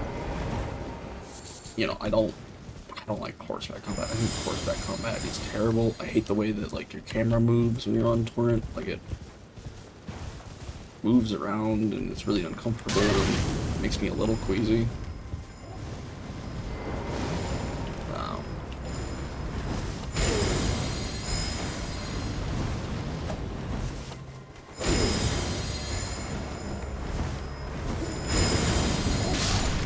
Oh man.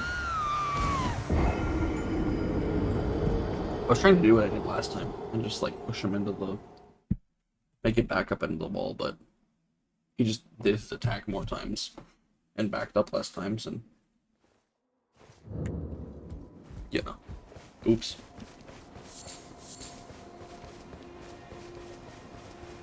That's okay.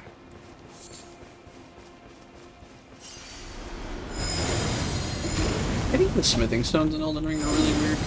Like, somber weapons take 10 stones, and non-somber weapons take 97 stones, and are often weaker.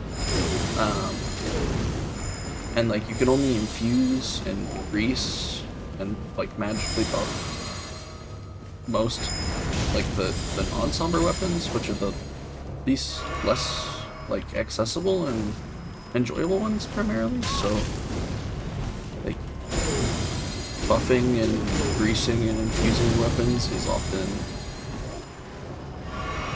harder to do, like, as opposed to like an actual mechanic. Like, it's not, it doesn't make sense to me. And like, every weapon uses the same like 2 sets of stones. Like, it's either special enough to get the white stones, or it's not special enough and it gets the yellow stones. Like, what? How am I upgrading these perfume bottles with the same the same thing I'm using to buff like a colossal sword? What does it mean? I don't have to find fire components to upgrade this one. I don't have to find like flaming smithing stones. Actually, that would be a sick. That is something I genuinely thought there was a chance they were gonna end up in the DLC, was like more specific upgrades to your weapons by requiring like specific things. I don't know. I think there's huge missed potential with the crafting system. Imagine if you had like blank smithing stones, right? Like the ones you find in mines, for example. And then you could craft them into different types of smithing stones, like flaming smithing stones or magically infused smithing stones. And different weapons would require different amounts. Like this one, right? Being a purely fire-based weapon would require would only require like fire ingredients and flaming smithing stones. Whereas like a regular sword, you know, might just require like standard smithing stones or like smithing stones infused with common ingredients, you know.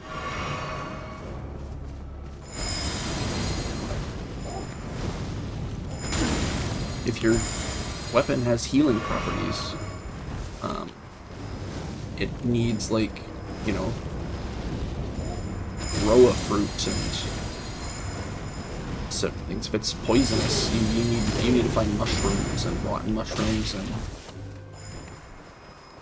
and like you could find those smithing stones like more rarely in like the appropriate locations. Like you can find like poisonous, like toxic smithing stones in Shaded Castle or whatever. And you can make that system as big or as small as you want. You know, you can have it so that there's, let's say, physical, magical, fire, lightning, holy, and other smithing stones, you know.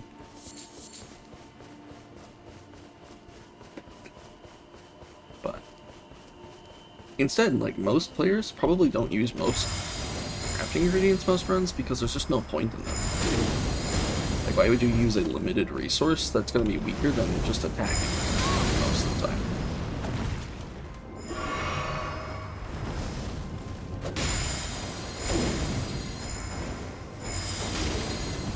And I know I'm not the only person who has those opinions, because I've seen the crafting system fairly heavily criticized for what it does and does not accomplish.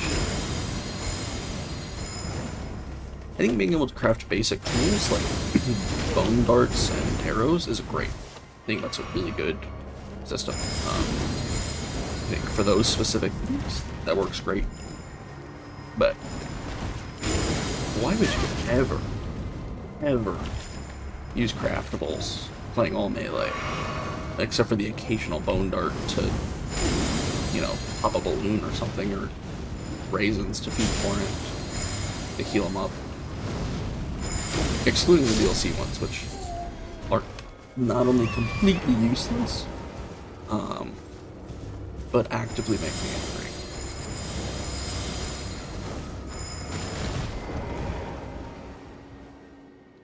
Oh, and, I mean, Torrent's even less useful in the DLC, because even with plus 10 Revered Ashes, it just, like, implodes in, like, 1 or 2 hits for anything anyway.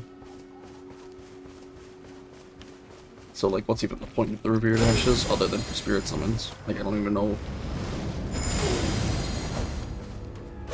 What's the point of buffing Torrent if you didn't buff him enough to live anything?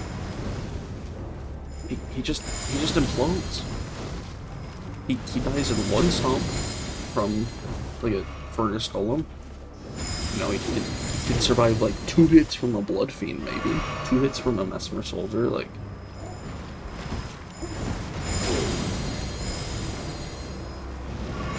At plus 10 Revered Spirit Ashes, Torrent should be quite a bit more tanky than he is, I think.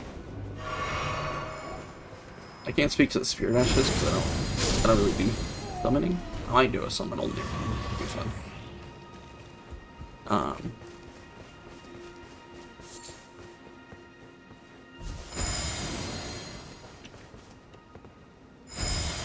But, like,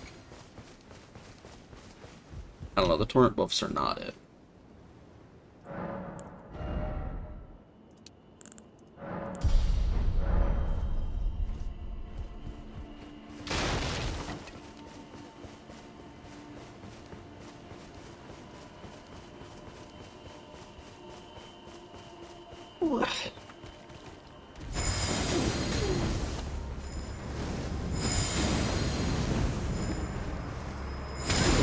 I landed on that.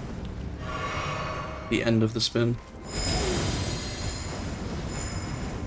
Call him the washing machine, because I just got spin cycled.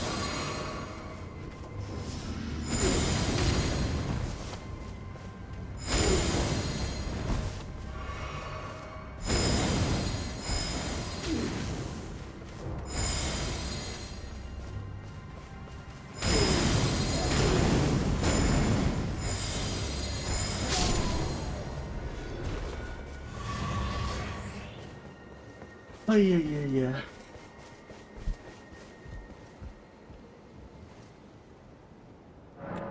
I'm hopeful for the future of video games, though. I think it is inevitable, almost certainly, that they will get better. I think we've gone through some rough patches where, like, I think we're in a rough patch right now, where, like, big companies are buying out little ones and, you know, forcing them to work on stuff they don't want and then shutting them down, whether their games are successful or not. Like the Hi-Fi Rush studio that got shut down, which is like the most insane thing to me. Despite making a game that sold really well and was what everybody wanted out of the market right now.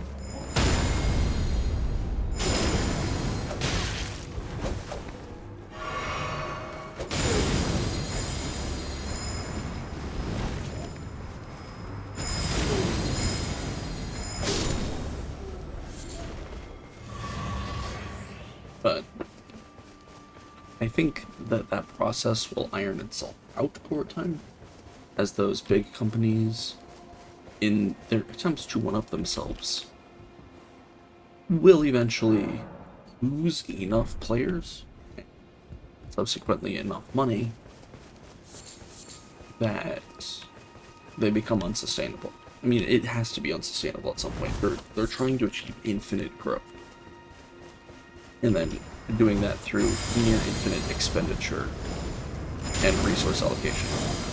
It cannot go on forever. We're just hitting that point where the corporatization of it is actively damaging things,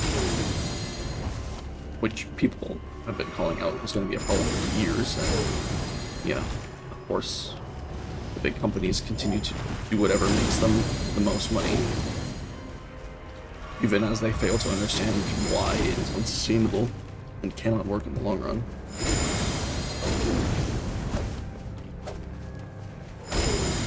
Whereas we see more focused groups doing really well.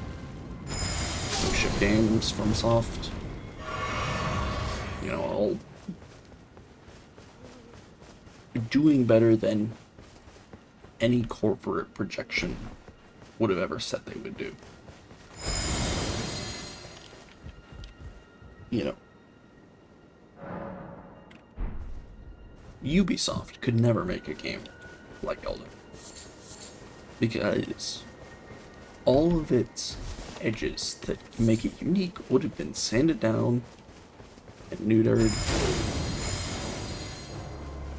and limited, you know, until the game no longer represented itself. It was just, and you know, of course there would be the inevitable, like, what do you mean your game doesn't have microtransactions? How are you gonna make any money? That inevitably comes from the type of people who make video game decisions without ever playing a single video game in their lives.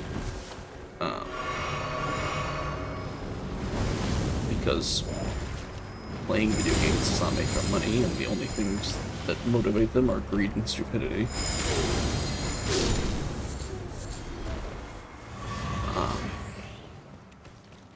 Yeah, fair warning to anybody watching this. I'm extremely anti-corporation, especially in the United States, where they are rampantly out of control, ruining people's lives. I am unabashedly liberal and in favor of the majority of socialist practices. If that is upsetting to you, you're probably in the wrong place. Not that people can't enjoy my content for free, but if it's gonna bother you that I have these opinions, then, you know, you're gonna find mine. I probably won't talk about this kind of stuff once I have an actual audience as much, because, you know, maintaining some degree of neutrality is advisable for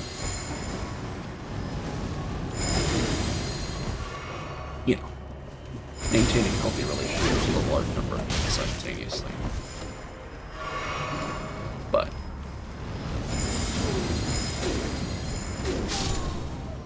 I also do not gloves. We got it.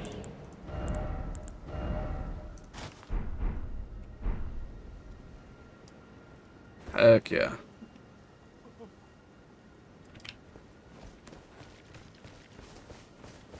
Looks great. Okay. Now we need to take out the Omen. Well, we can do whatever we need to do in Liurnia. Doesn't have to be the Omen Killer first, but we are right here. Probably wise to do him.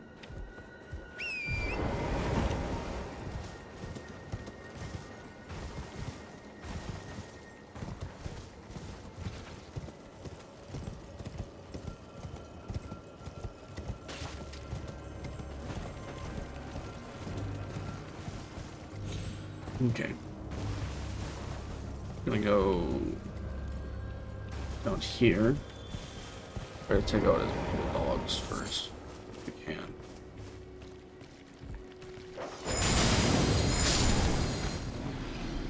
There's one too close to the Omen Killer to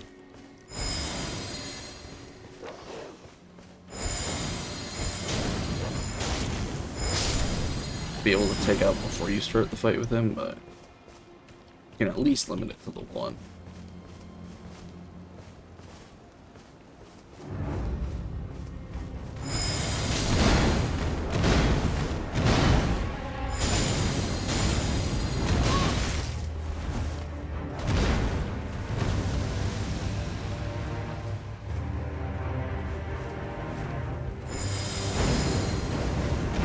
And I got too close to the fire.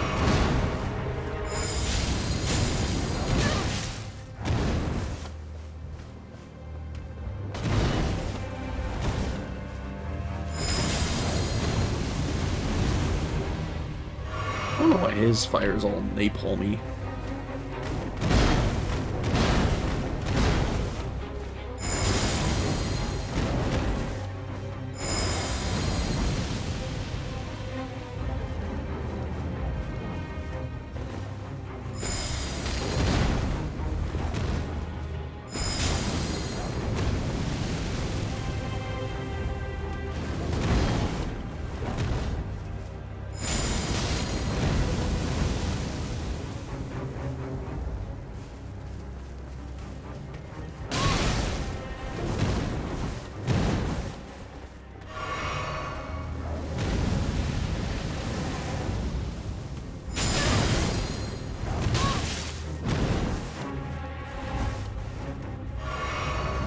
Very careful with that bleed proc.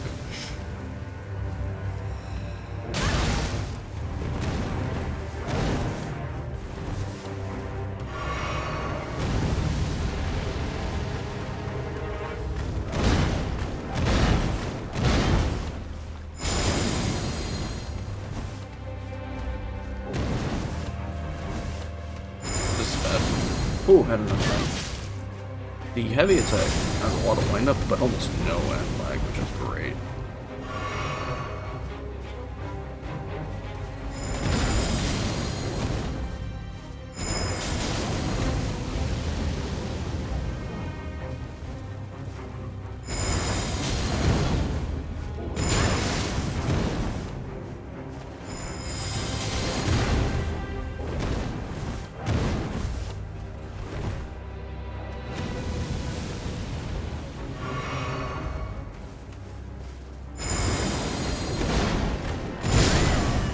Okay. We got it. Wasn't clean, it wasn't perfect, but we got it.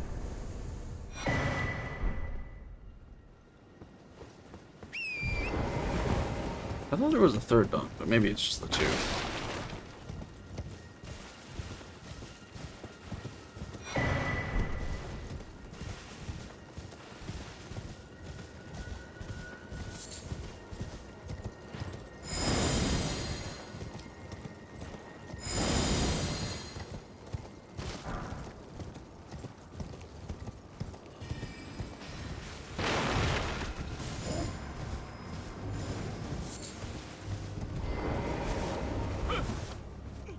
Please, no.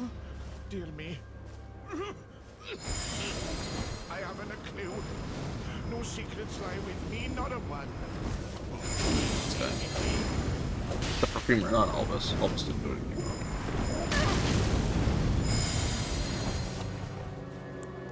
Oh my gosh, I'm out of healing.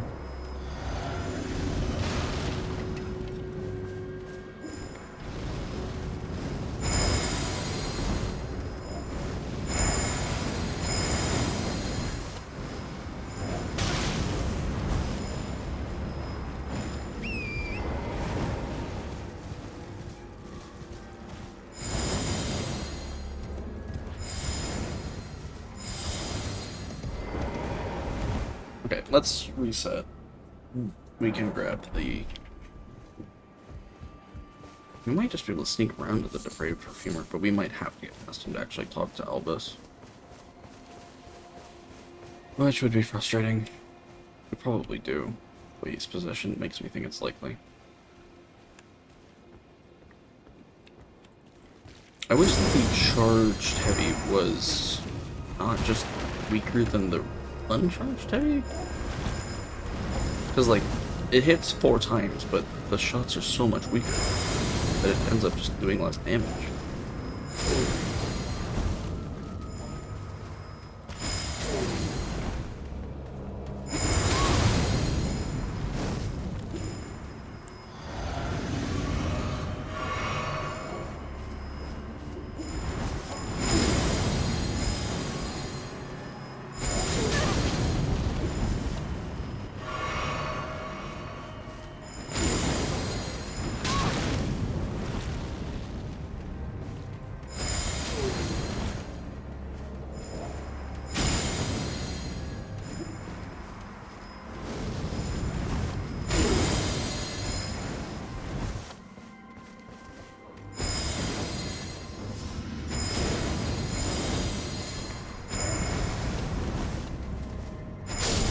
Okay.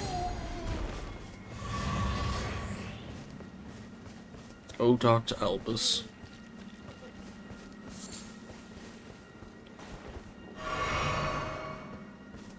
Wait then. Well.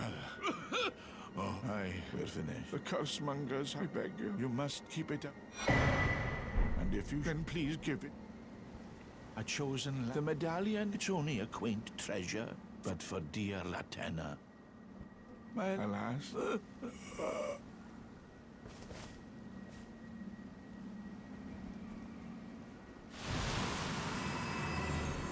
I'm sure he's fine.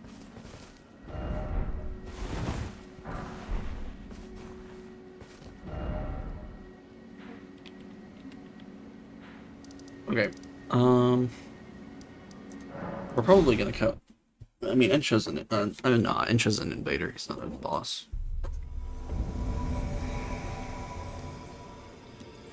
Actually, I think you get great enemy filled when you beat him.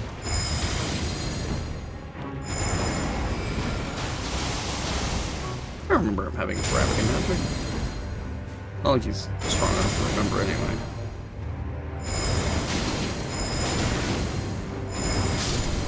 Okay. Great enemy filled 114 runes, huh?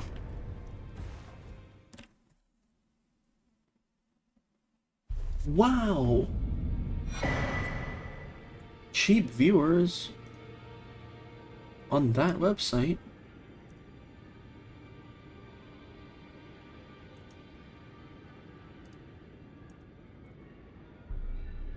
I'm really glad that you have this account that you created in 2015. It's probably not even yours.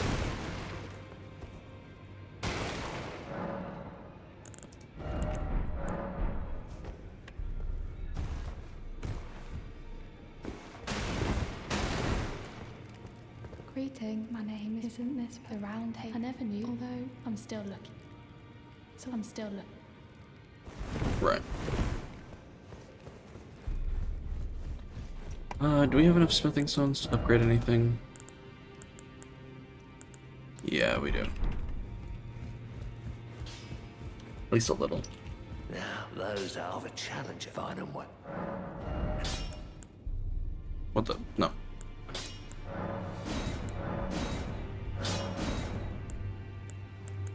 Okay. Now we're at 573.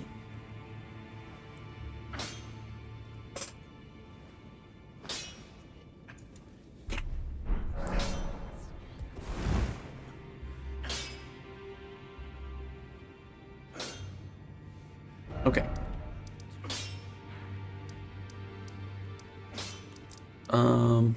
I mean, we've got armor.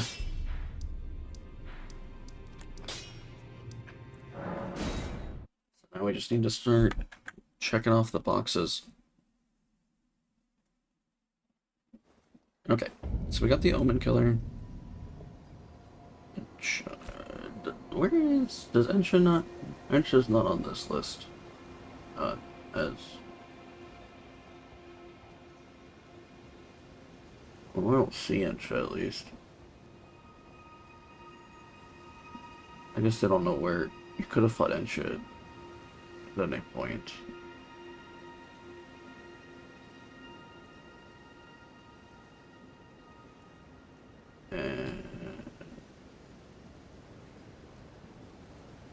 Let's search for Ensha. Okay.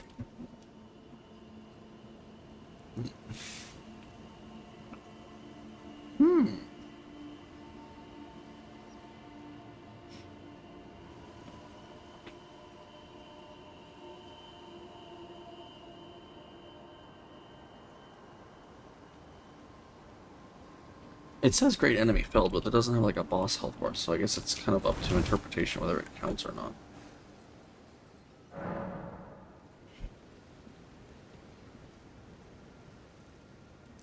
So, assuming that Ensha doesn't count, that's... well, it's either 1 out of 22 or 2 out of 23. Ultimately, it doesn't make much of a difference. We can take this off our belts.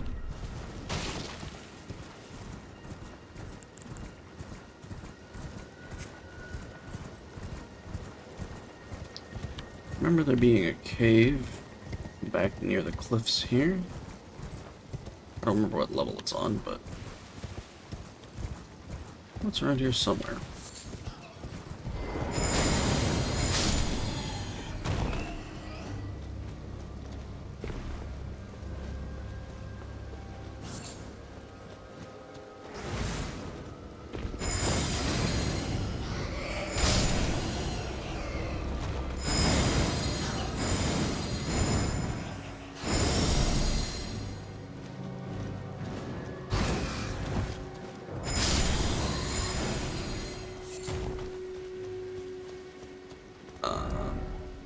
Must be a level below this one.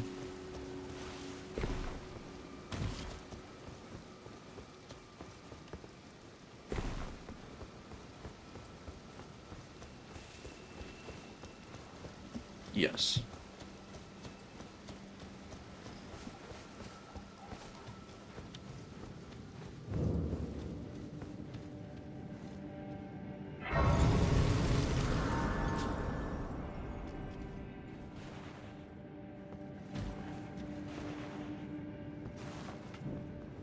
Okay.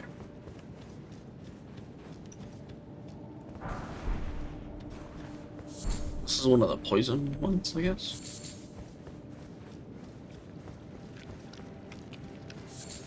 I think this is the one with the clean rot nade.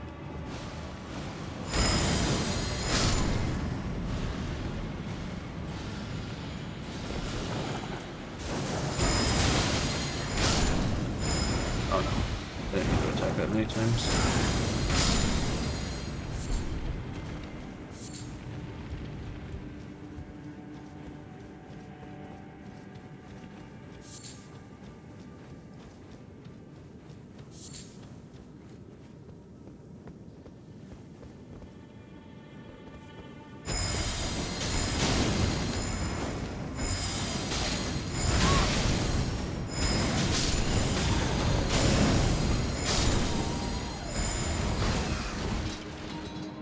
As though I could be so easily deceived, Badja.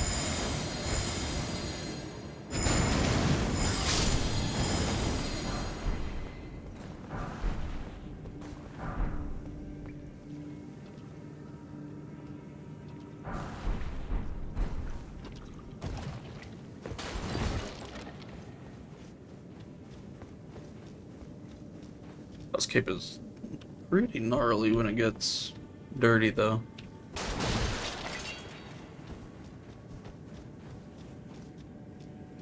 Oh, I already collected that moss. See. This is some very dangerous poison. Which way am I going? Oh, definitely this way.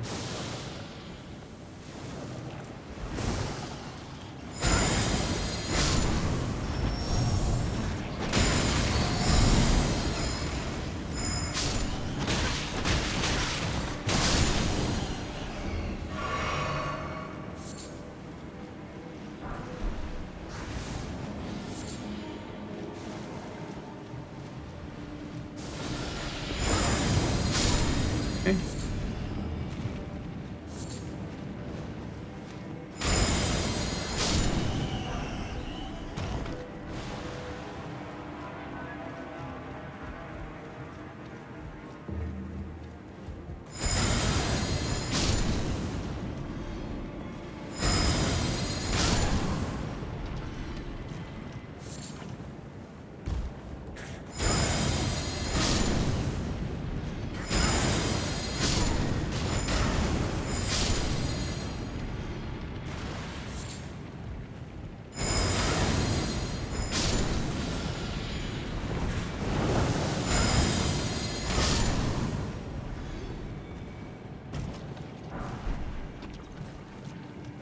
Okay.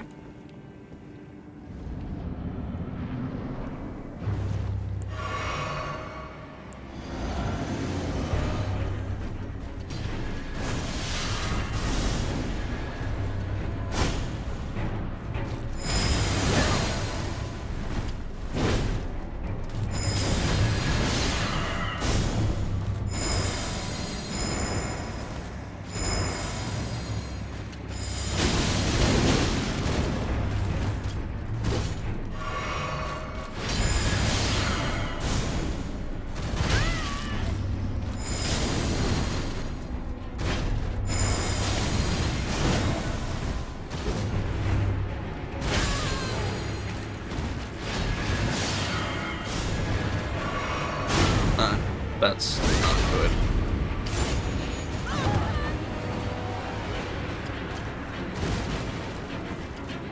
I mean, that's definitely gonna kill me, right?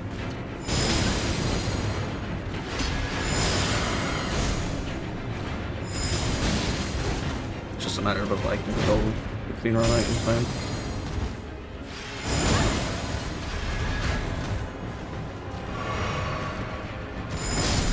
Okay, we got it.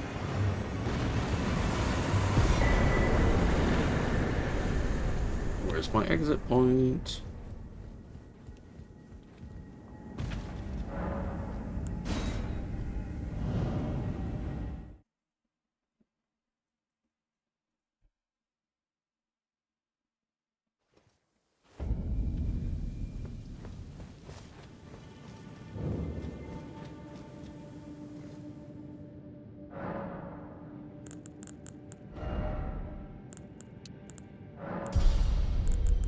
Okay, 30-30. We're getting there.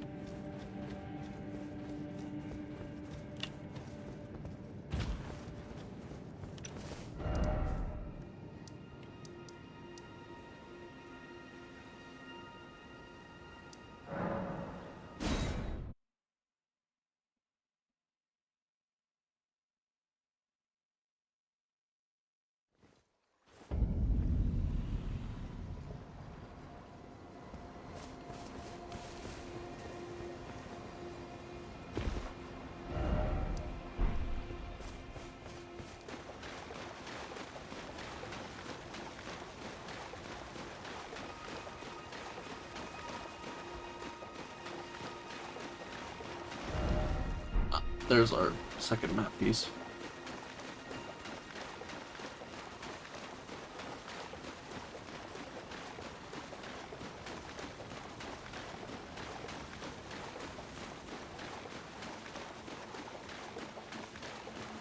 I don't remember where every boss in Leonia is, because nobody does. Probably. Well, actually, there's that one guy who, like, speedruns all bosses. He probably knows where every boss is from the area.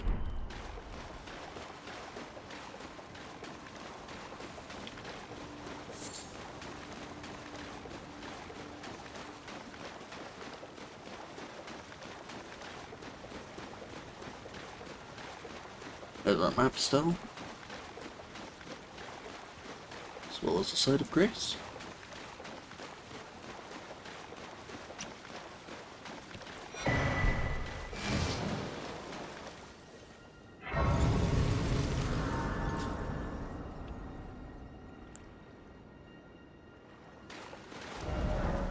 Nice. Okay. We still need the map fragment over here. Sure.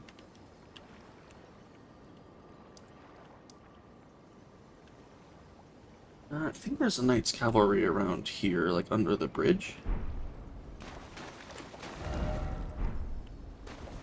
Let's go try to find them.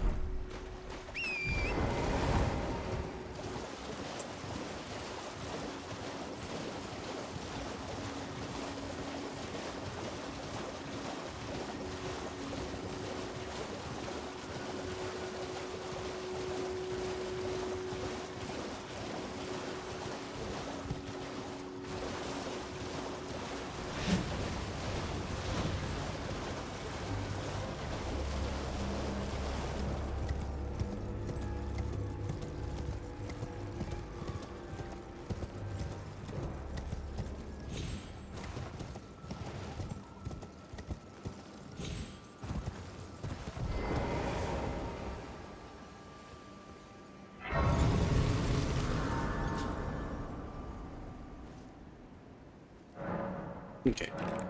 Light falls.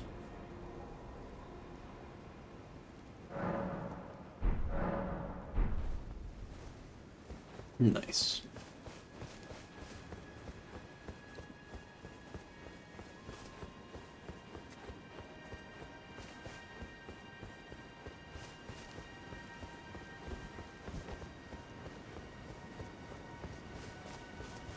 This is another, yeah, this is one of the halberd ones. Okay. Well, we know their moveset pretty well by now, speaking. In theory.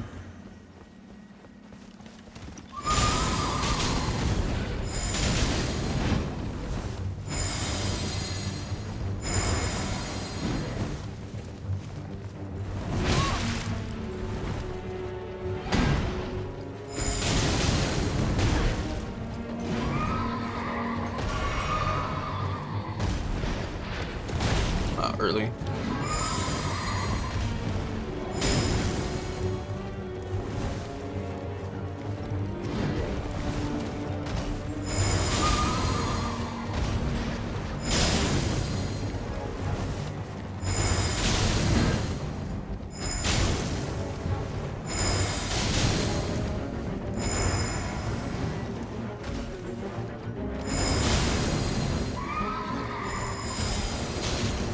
Nice. Oh.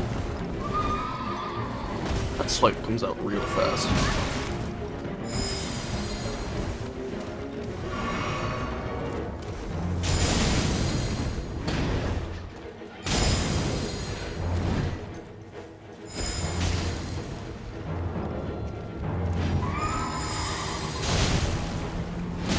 Oh, I was just a little slow on it.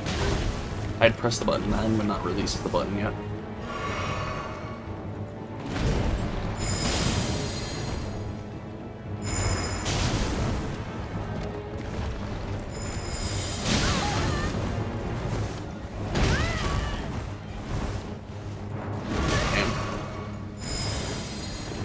The heal punish, classic.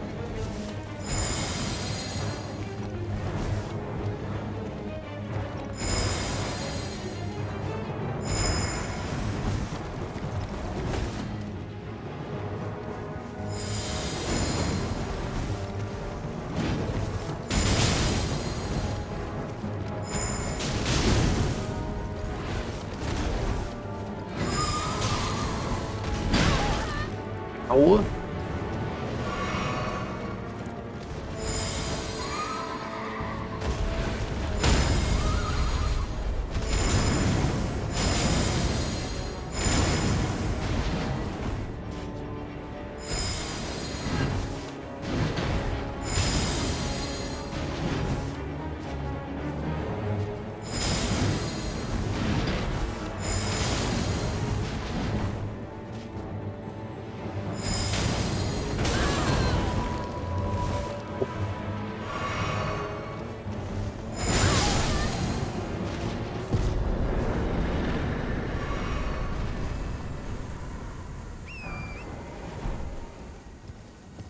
interesting that that guy gives you the Astral or Ice Spear when he is no affiliation with ice nor even magic, other than his summoning, I guess.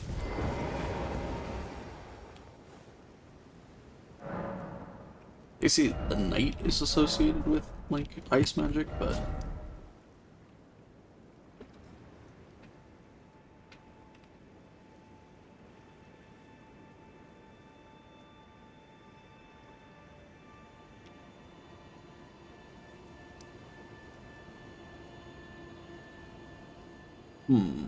Let's see. Just thinking about where I want to go next. I guess we might as well go up to...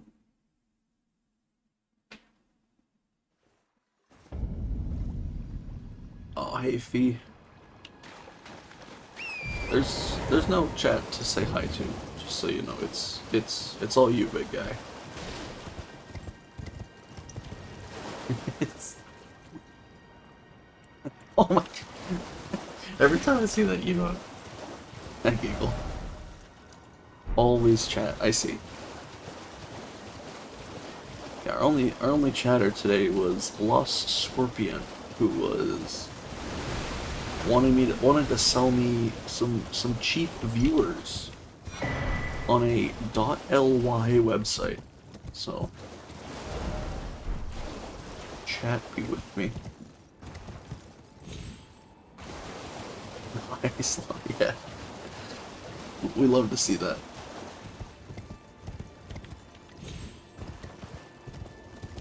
Is this not the right way to go? It is. Just gotta get up there. How are you holding up, Fee?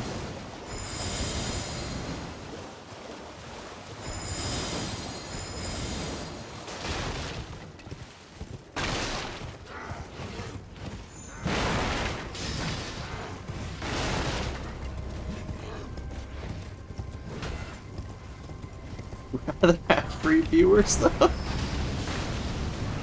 No, they don't actually sell you viewers fee. They just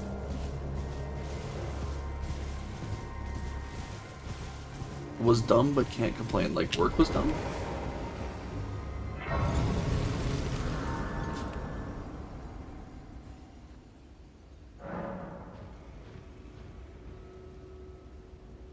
That's what I figured you meant, yeah. It happens.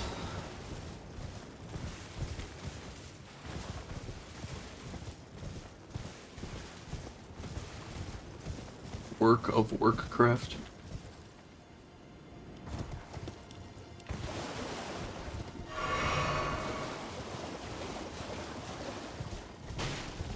Well, after you left, I finished the starting region, and I did this little peninsula down here. So we've made some good progress, and I found one of the perfumers, so I actually have armor now. So I'm doing pretty well.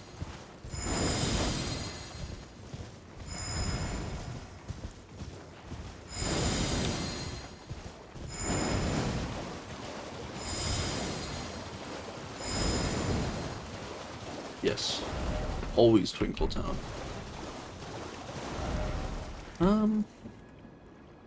I know there's a cave, like, somewhere along here. But, do I remember where? No.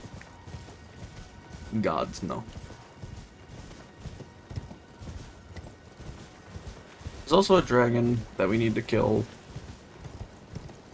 who's sleeping on like on a key we need to get to the academy, so normally you don't have to actually fight him, you can just run past him and then like steal the key, but that doesn't work when we have to kill all bosses.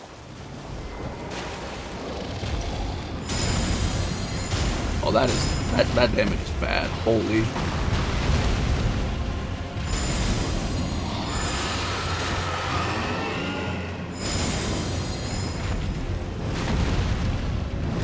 That was lightning, okay.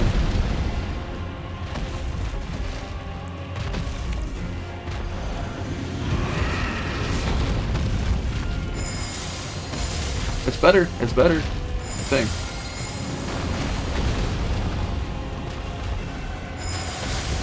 Nope, it's worse. Maybe.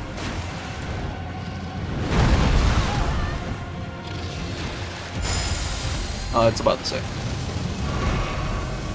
Oh, we're cooked. No, maybe not.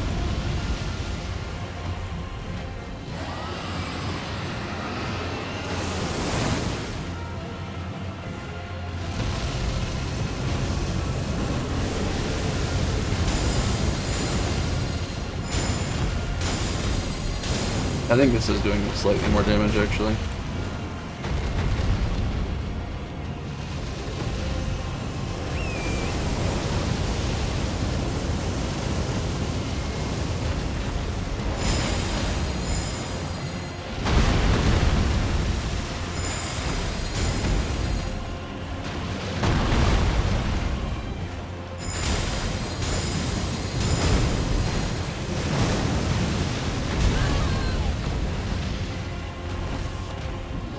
About the feels anyway. No, I mean in this case it's the weapons feel the same.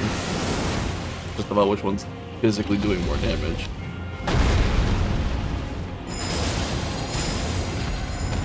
I won't disagree that it feels better is better, but like they're literally the same weapon. They have the same weight, they have the same animations. One of them just does lightning, the other one does fire.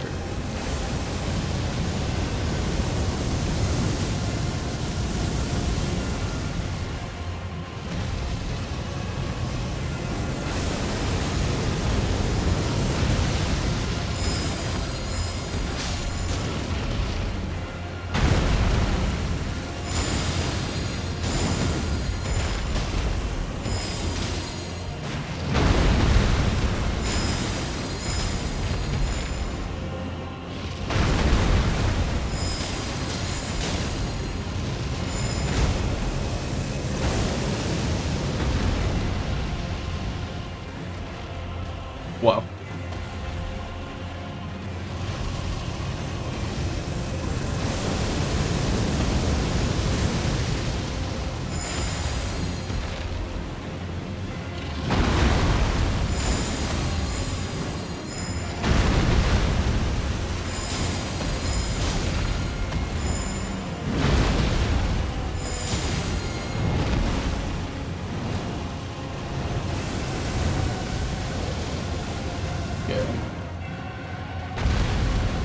Pretty well, I'd say.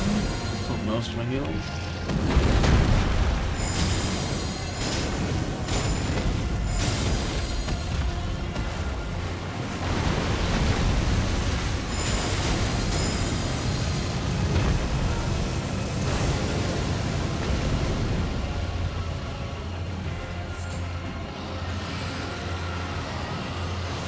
This guy got all magical because he ate a bunch of sorcerers.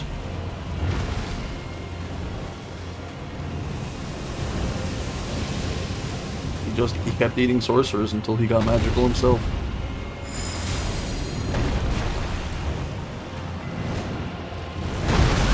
That was early.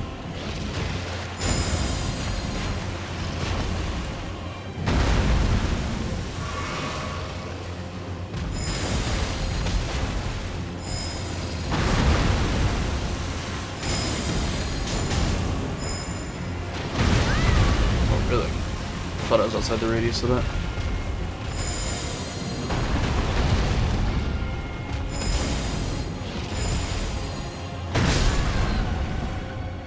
I thought I was dead. Anticlimactic. Okay. What do you mean anticlimactic? Oh my god.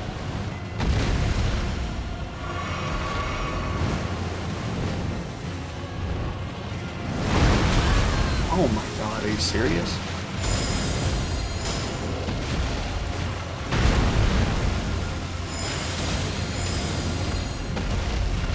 Magic food. I mean, he ate people.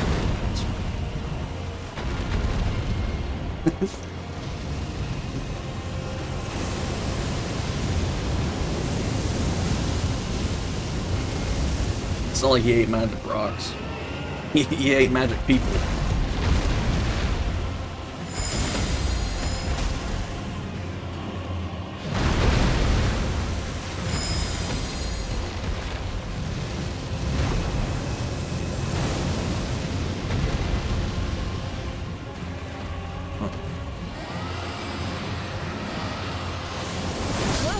Oh, you. Oh, you.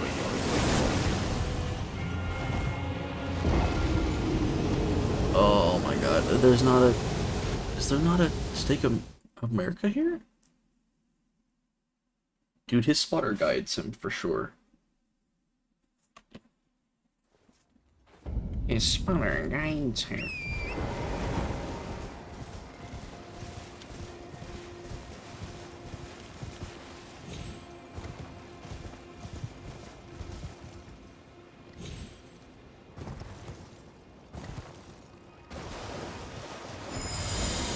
Alright. This time we got him for sure, right? He.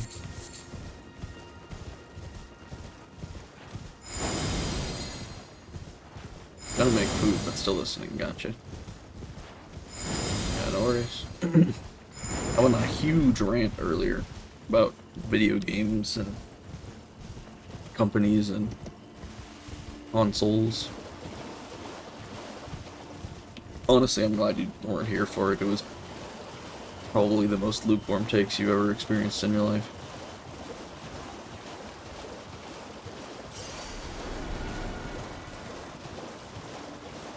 I just needed to talk about something. While I was farming the one perfumer for his armor for an hour and a half.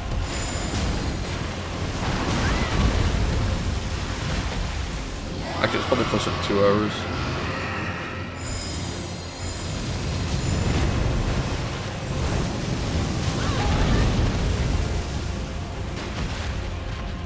I need to get a torrent for that attack.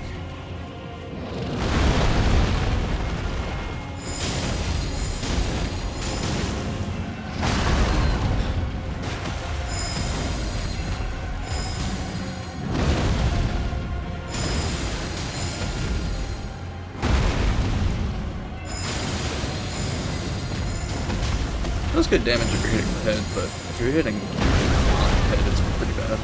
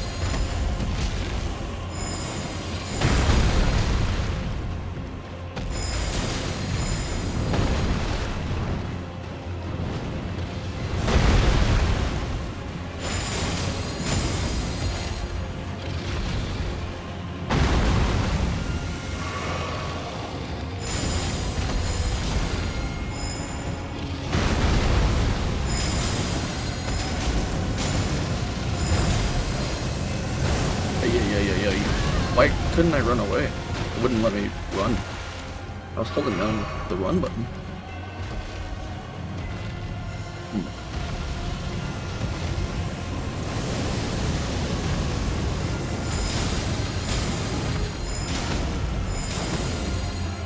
Oh, we're not dead. I'm not playing too much.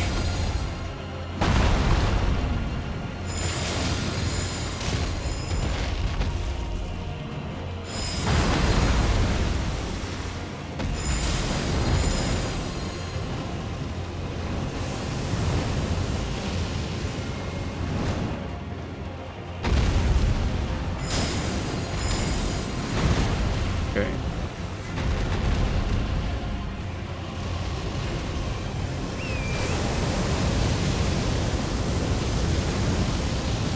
I was expecting the sweeping targeted one. Yeah, I felt that one was a little early. I was hoping I'd get away with it though.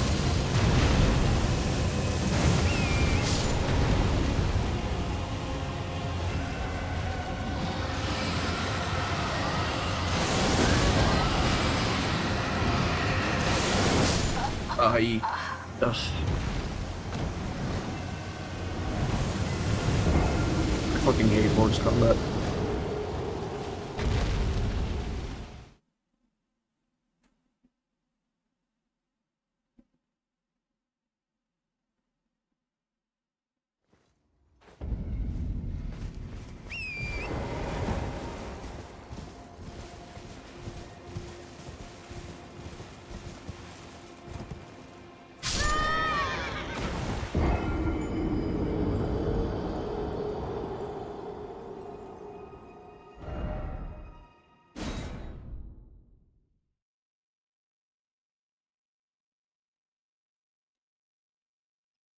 Well, that was unfortunate.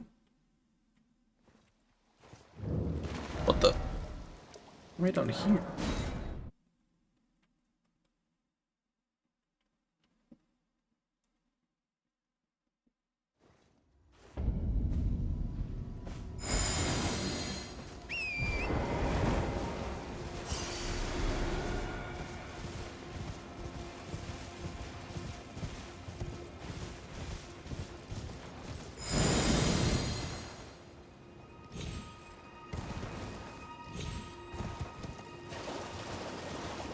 Okay.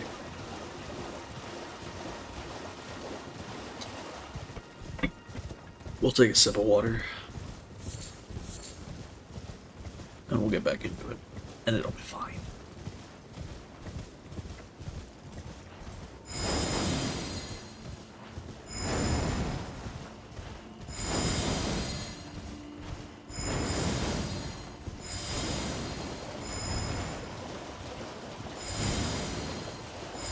Alright, Smaragd.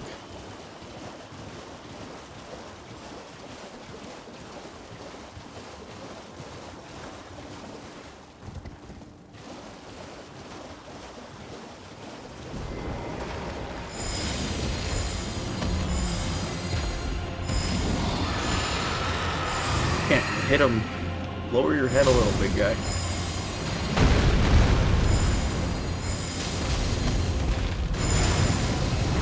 Oh no. Okay. I hate that there's some attacks you can only evade by getting the torn immediately and running. I do not wish to interact with the horse in any sort of combat capacity.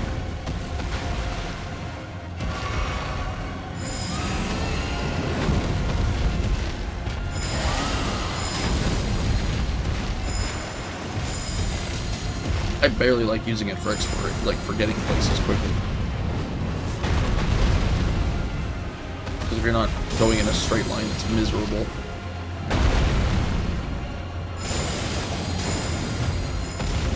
But it is a lot faster when you are going in a straight line and don't have to jump or worry about enemies.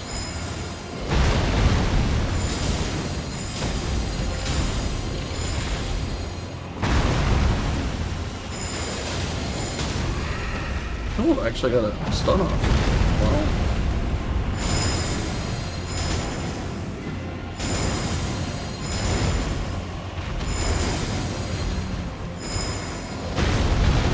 Nice. That was a lot of damage.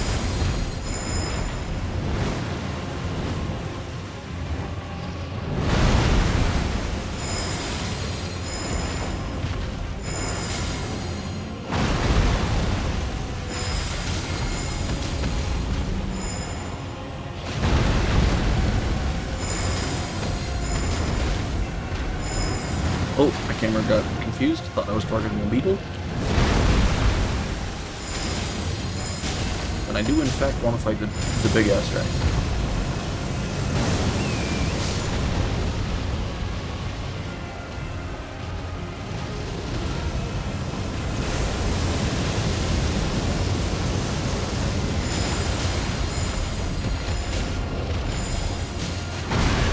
Oh yeah.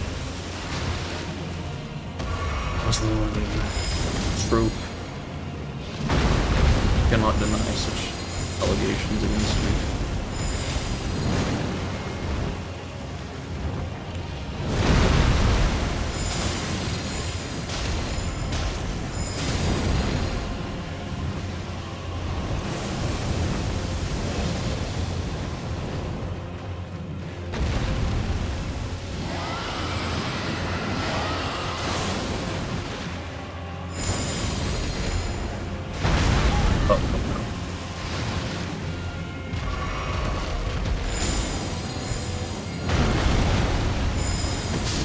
Okay, we got him.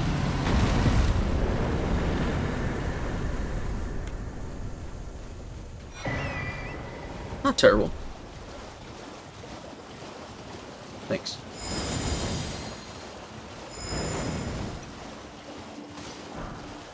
Would have loved to have gotten it like first try, but hey, it's just not gonna happen with every dude.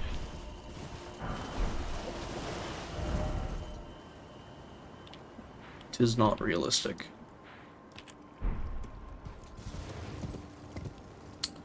Where is the last? Yeah, it was only 3.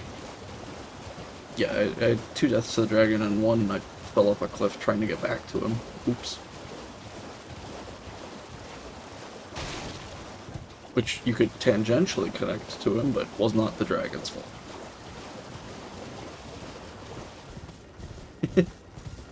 But a bit of a Kratos fall moment, you know? Sing with us, sing for the years, sing for the love, sing for the tears. As I careen into death. That's a fact. The horse do what the horse gotta do sometimes. And unfortunately what the horse gotta do is suicide while you're riding him.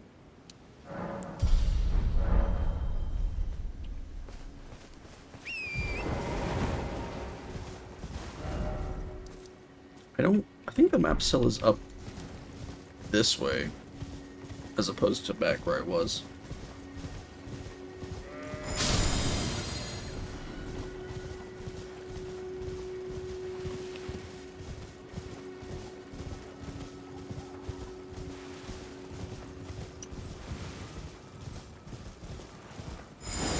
You can see where the map fragments are, even if you don't, I mean, obviously you wouldn't be able to see.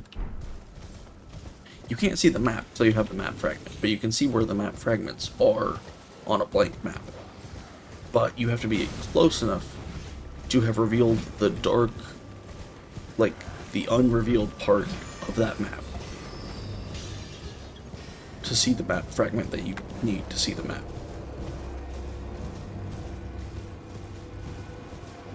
Obviously.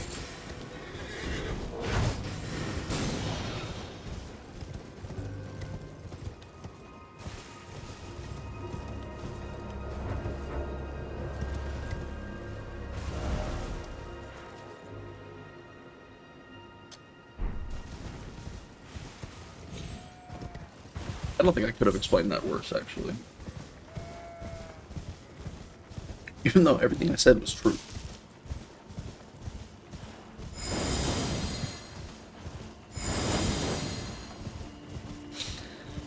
I'm probably not going to stream as long for today, Fee. If you want to, like, game or watch a show later, we totally can. I do want to stream for a bit, though.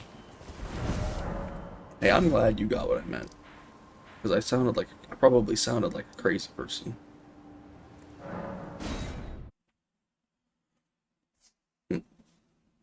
Oh.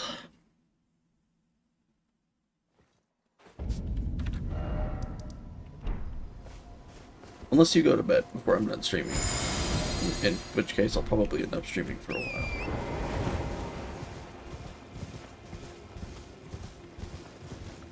Yesterday I streamed for 9 hours, which was maybe a little much for me.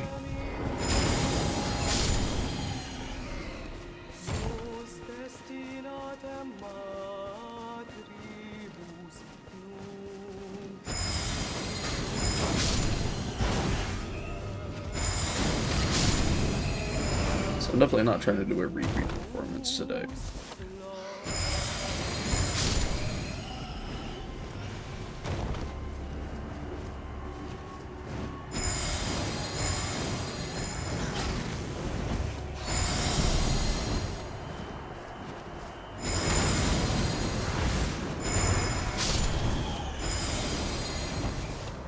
Ah, gods.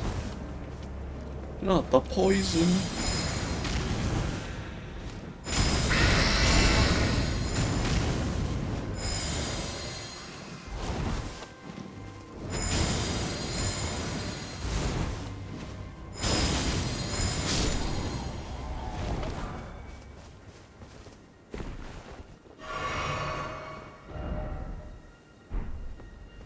Is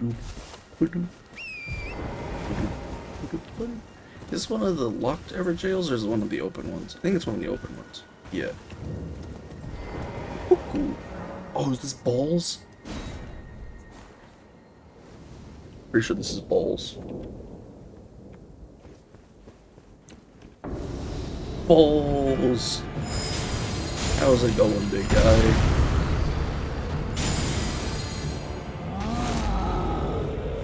Yeah. I don't know why I went into a boss fight while still poisoned, but I sure did.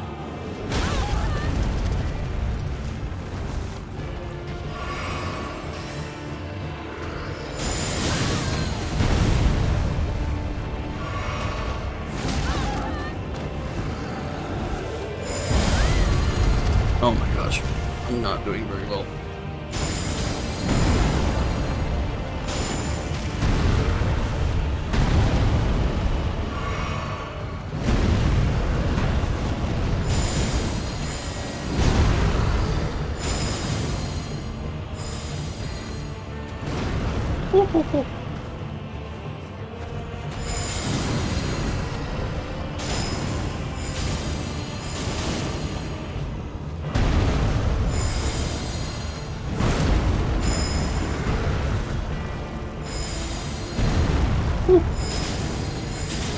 You know it's bad when you're making no noises.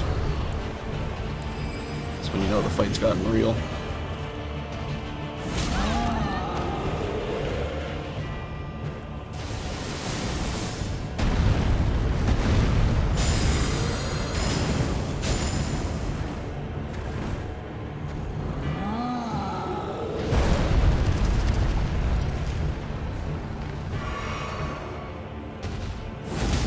Makes for spicy content, hindering yourself, I'm for it. Holy moly.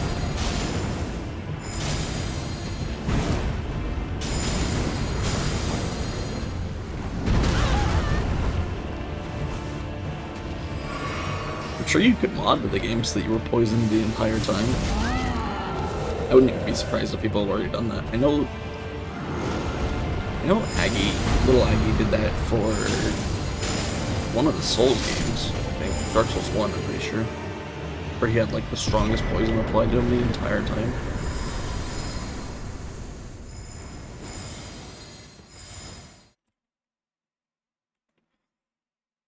We did get him first try while poisoned, so that's not bad. No thanks.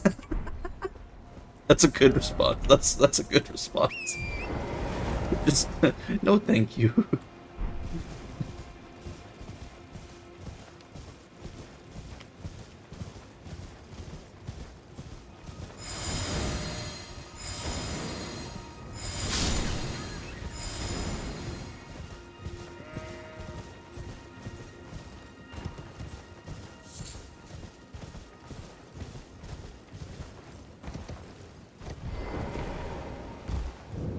The Revenger's Shack.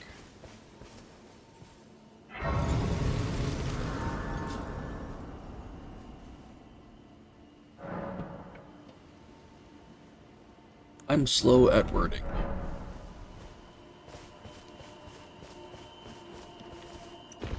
That's all good.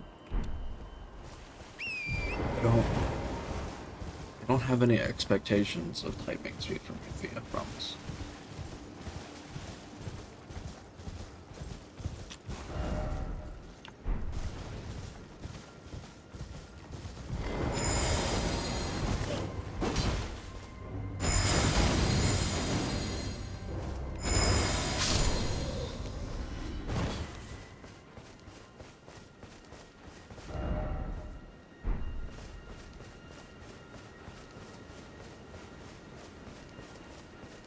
What the hell?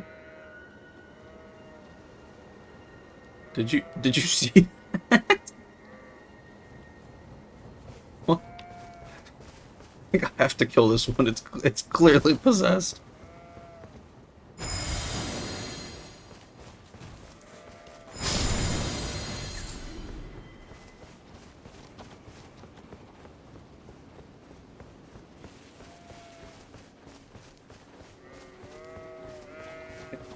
It was like sliding into a rock for like a second and a half, at which point he popped backwards like 10 feet. What the hell?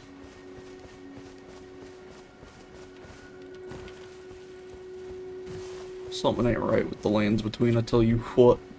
Let it rip.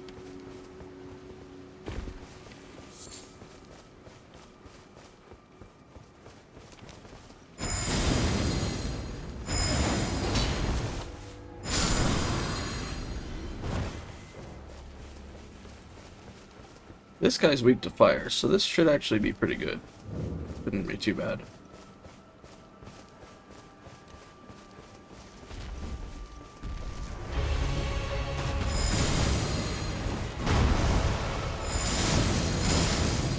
Yeah, that's respectable damage.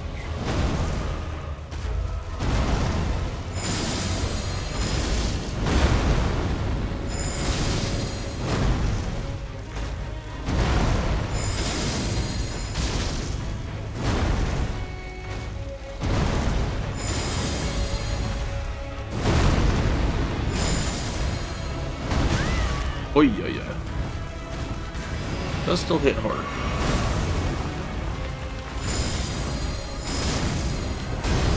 Shit.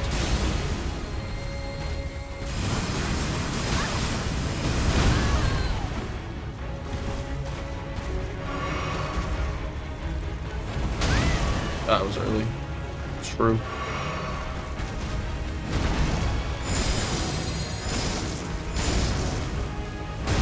Can we actually sprint this time? Thank you.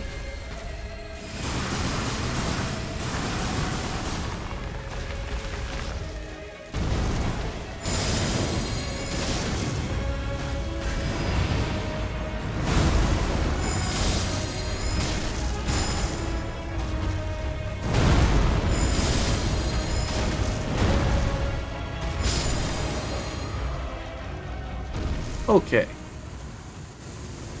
Pretty good. Pretty good for a burster. Cerulean and Ruptured. Neither of those are good. One of them restores mana, which I can't use yet. The other one makes me explode. Which, while funny, is not beneficial.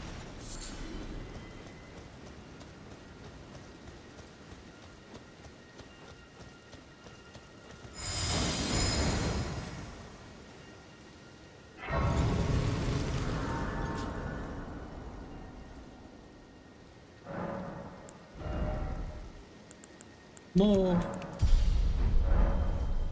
I could see how you think that.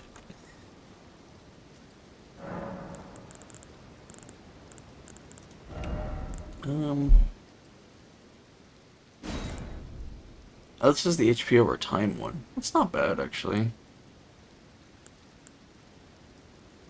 We'll do that and the Faith tier.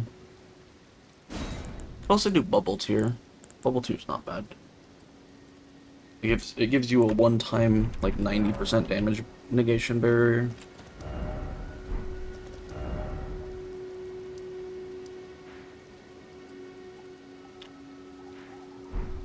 So Expulsion is good, Glorp.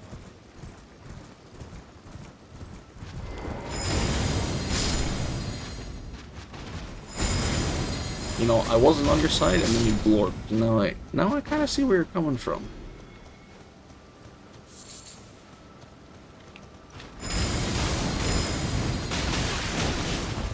What is happening to my fingers? Are you referring to typing expulsion instead of explosion? Because, I mean, that's just that. I mean, yeah, it happens to everybody. Okay, I need to look up a mini-map of Liurnia.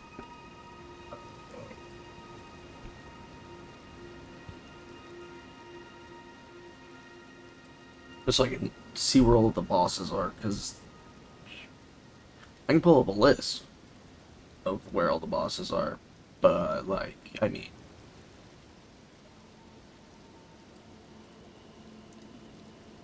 Or I can pull up a list of all the bosses' names, but I'm not gonna remember where they all are, dude. That's not happening. Okay, bosses. Oh, there's a deathbird there? Oh. Oh. Huh. Uh. Uh. Uh.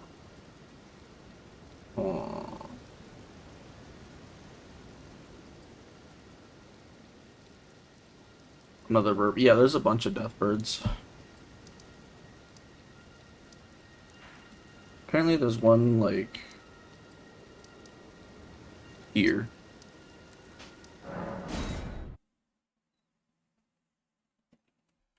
There's also a stronger variant, the Death Right bird. Okay, I got the Clean Rotten Knight. I just took out Bowls, Carrion Knight.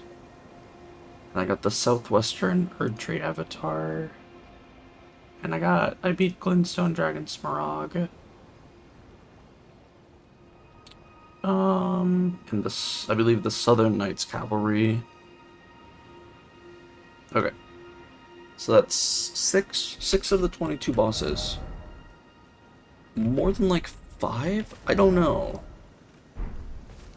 I think there might be 3 of each. I think there might be 3 Deathbirds and 3 Deathrite birds. I need to make it nighttime. So I guess if you're counting them as the same, then yeah. Although the Deathrite birds are much tougher and have frostbite attacks as well.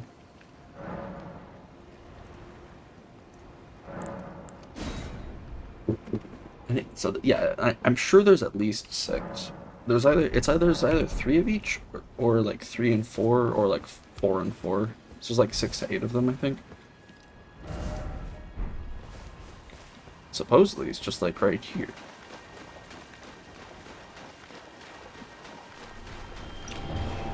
Well, look at that.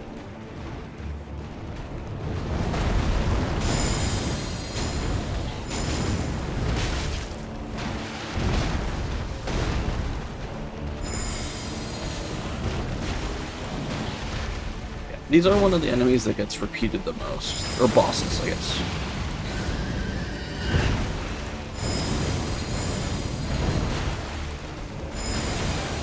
Along with the Knights Cavalry, the Erdtree Burial Watchdogs, the Ulcerated Tree Spirits. Those are all like fairly common bosses, I would say. I mean, sometimes they'll have like little variations depending on where they are.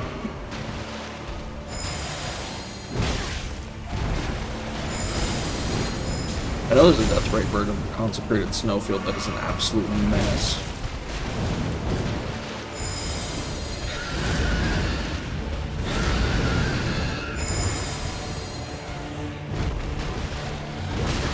Outside of Castle Sol. That one's terrible to fight.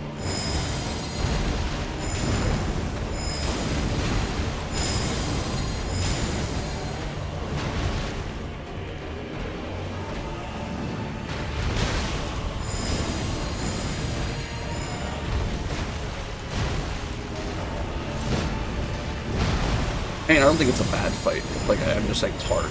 Not that it's, like, badly designed or anything. It has one attack that I think is badly designed. It has an explosion that, like, extends Ghost Flame in 5 directions, like in a star pattern. But the thing is, the prongs don't target anything. They're on a fixed pattern based on, like, the compass. So, like, one of, like, the tip of the star will always like point north, and the other ones will always be whatever 360 divided by 5 is, like degrees off of that. So whether it actually is aimed at you is like super inconsistent while fighting, because obviously you can't even see where the compass when you're fighting, so you have no way to use that information. Even if you could see it, I don't know how you would. You'd have to know like 10 different locations on the compass. that you could react to that, just so that you could react to that attack appropriately, which is, in my opinion, very good.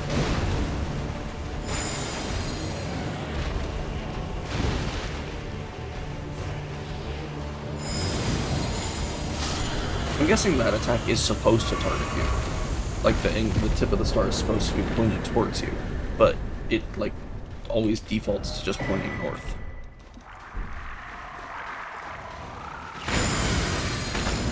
Shut up. Just know where all directions are at all times. Oh! Yeah, you're right. You know, when you say it like that, it's obviously just a skill issue on my part.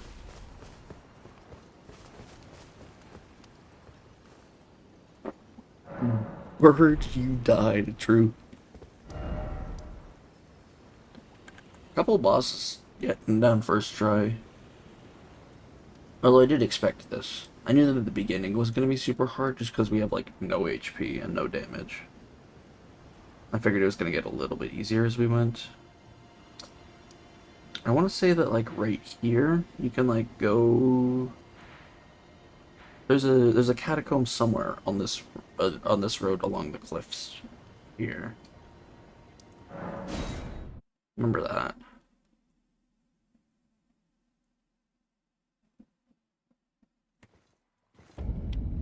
Also, the timer I was using broke. When I tried to start it back up today, it reset back to 000, which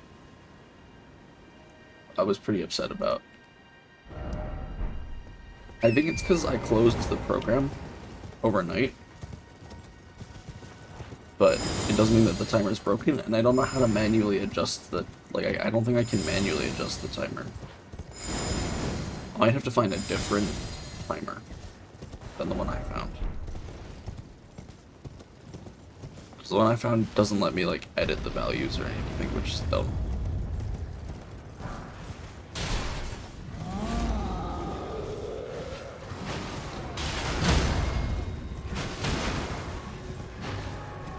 Oh my god.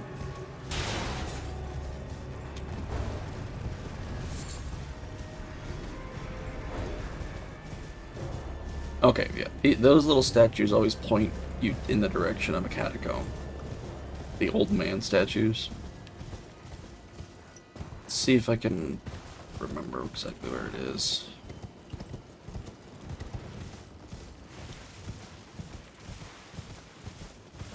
Lick Lick. I don't know who would be upset in that situation, to be honest with you, Chief.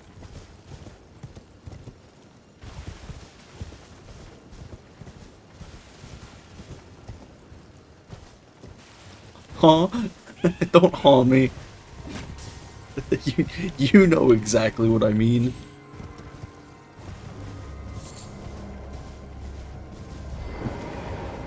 I guess I do sometimes get, like, when Dusk is licking me, I'm sometimes make her stop, so there is a precedent, I suppose.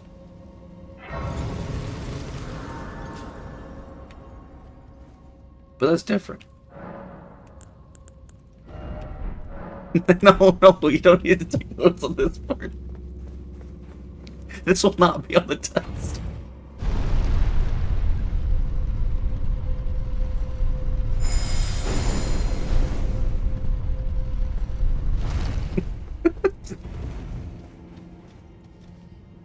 Oh, I need to...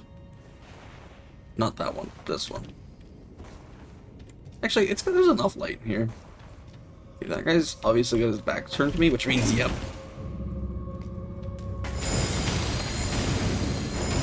As though I would be so blind.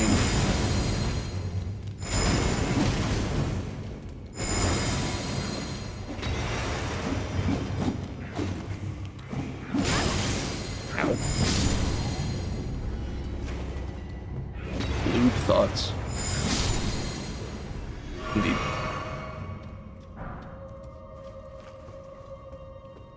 Oh, they can drop smithing stone 3s. I need those. So that's good.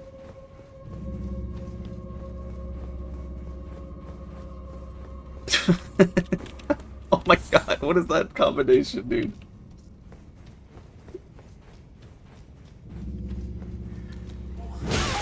Ow.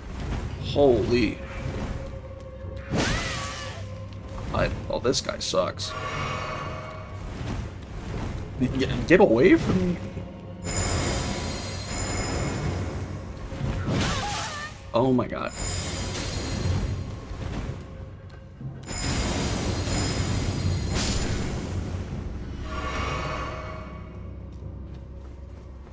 Epo scatter.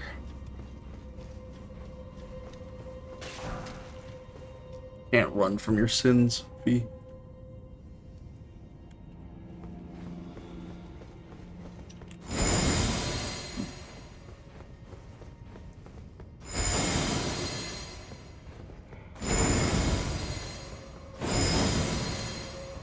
Wide Boris can probably run from his sins, but that's because he's a bear. But what if I could? That'd be too powerful. The power would consume you from within, no doubt. I'm not just like doing this for fun, I'm checking for secret doors and such. Shit. Very funny game.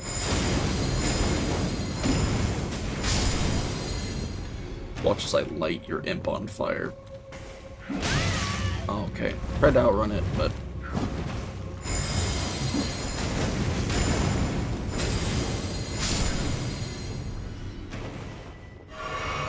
Is that in my hand? Oh my god. Ow. Ow, ow, ow. Oh, it's like all the way through. Holy.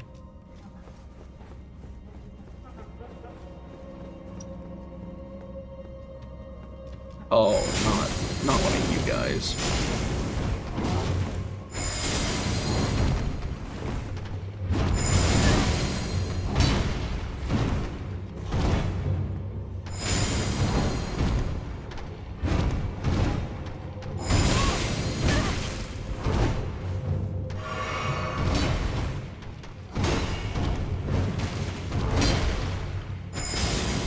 These guys are the worst. Go hospital. Yeah, probably a good idea. If I didn't have a magical flask that healed injuries, that would be the correct course of action. Oh, I lured him into the trap on accident.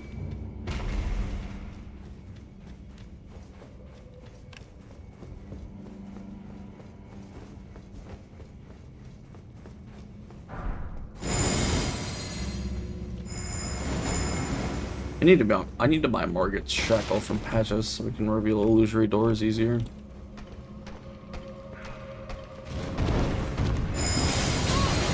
What the?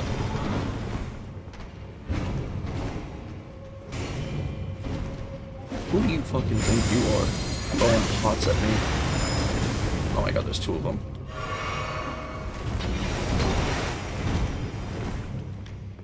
I'll just lure him down here, run back up and around.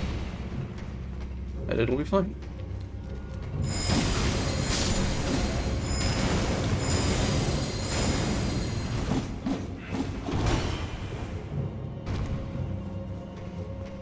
Do it your DIY injections? No, it's just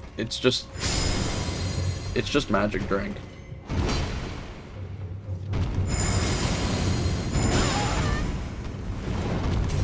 I've had a prescription for that was like a DIY injection before.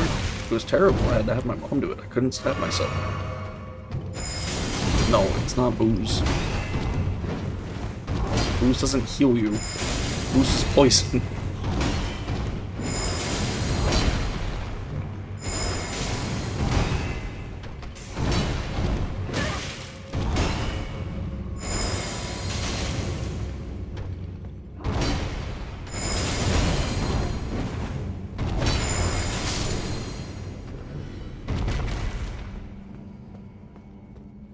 I don't remember what's in here, so we're gonna check. No, hold on. I'm holding on. I saw you just in time.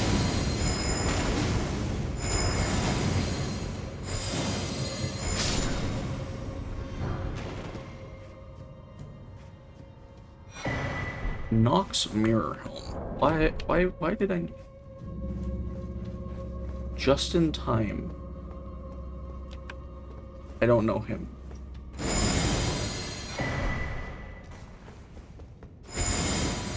Okay. Alright, but...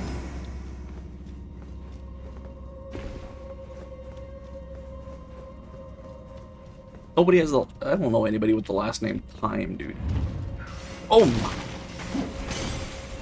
Why does everything want to kill me so badly? I'm only here to upend the existing order.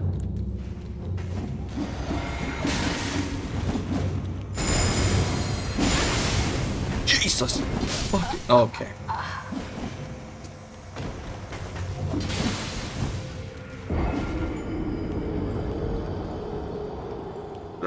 That's ridiculous. You're out of your gourd. I'll say it.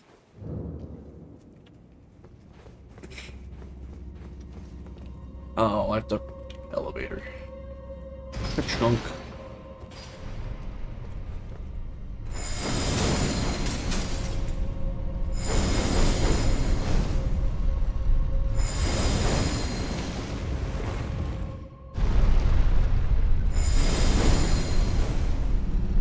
It's like a flower up here, right? Yep.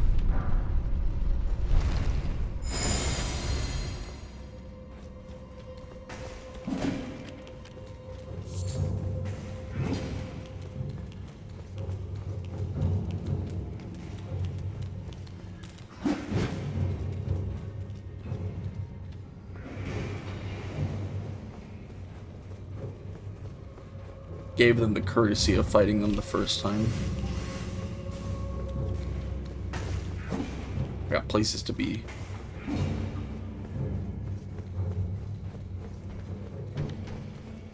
Yeah, you wish I would fight you, don't you?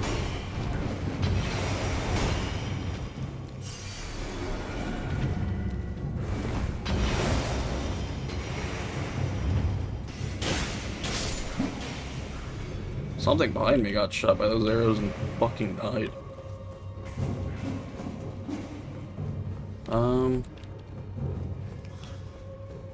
Shit, this is a dead end. This is bad. Okay. When you get back, I'll probably wrap up stream and then we can do something. We can hang out for a bit.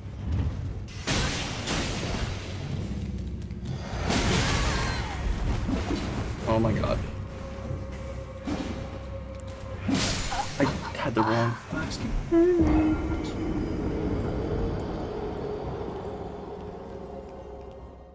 Oh, that's such bullshit. Ugh, it's 2 deaths in this. At least let me get to the boss, dude.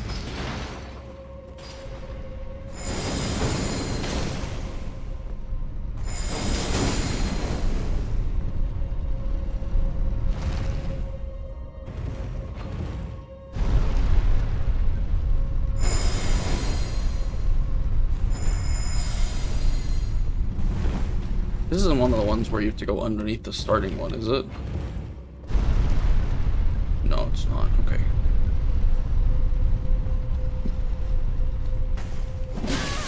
Sick. I did the exact same thing last time. It worked out fine.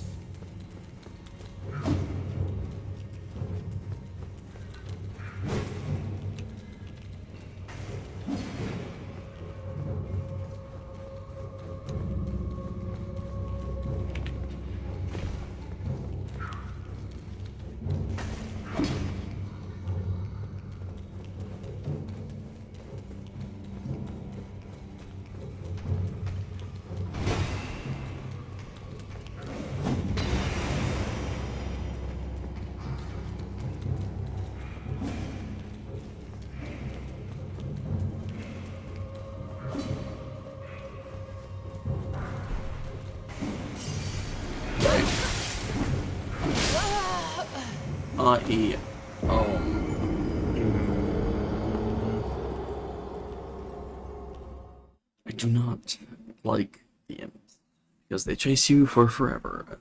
Yes, and they inflict blood loss. They're tiny. I do not like them.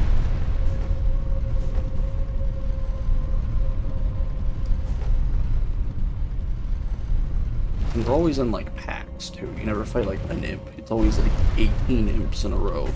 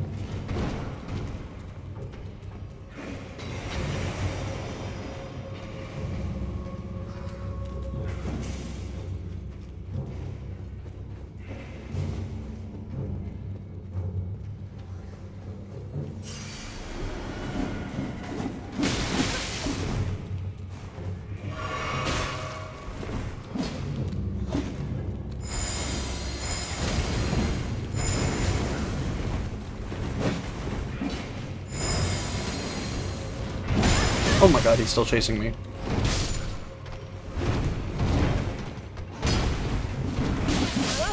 Bro, why would he chase me that far?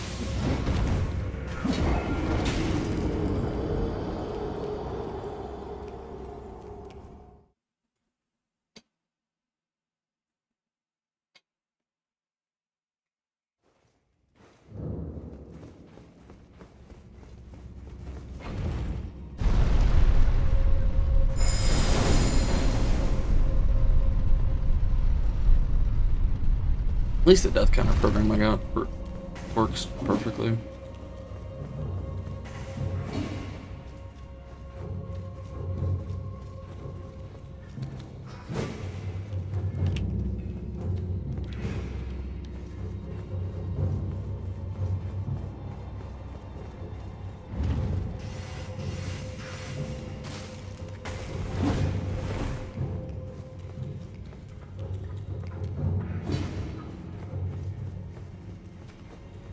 Well, apparently I can't stop running because this guy will literally chase me to the ends of the fucking earth.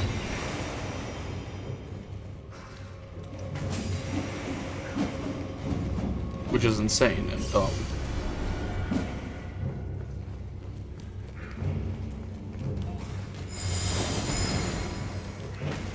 Where am I supposed to even go?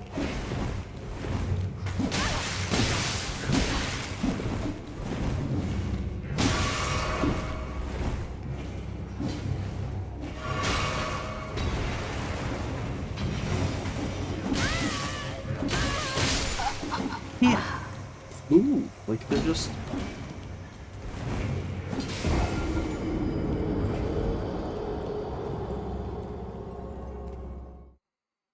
Okay. Sorry, I gotta relax. It's fine. I gotta calm down.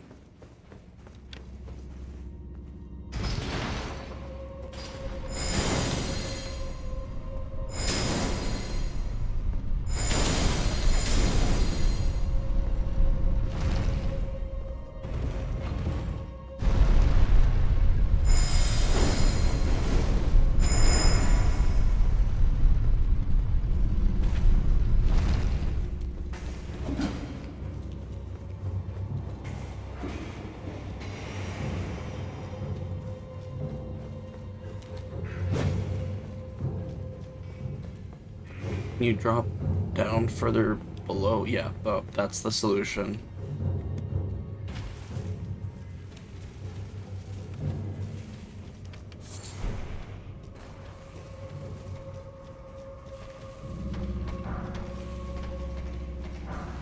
Where is even the way to go? Here it is.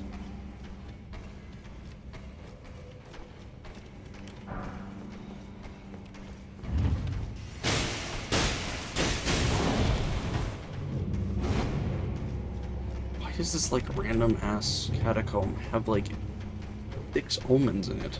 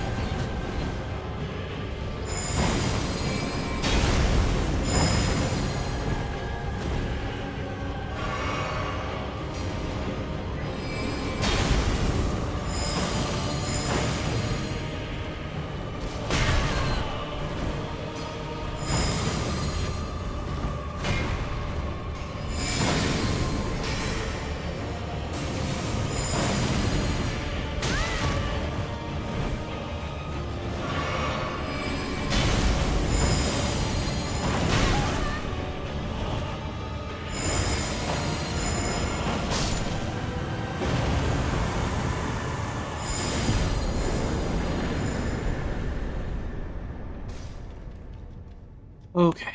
At least we got the boss first try. Even if we died an unacceptably high number of times getting there.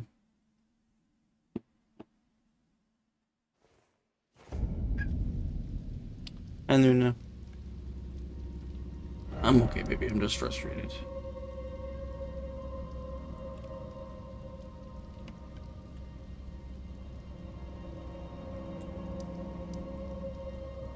Just a frustrating series of events.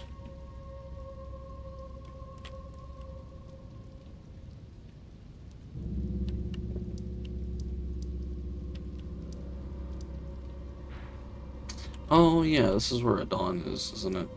We have to like go up and around.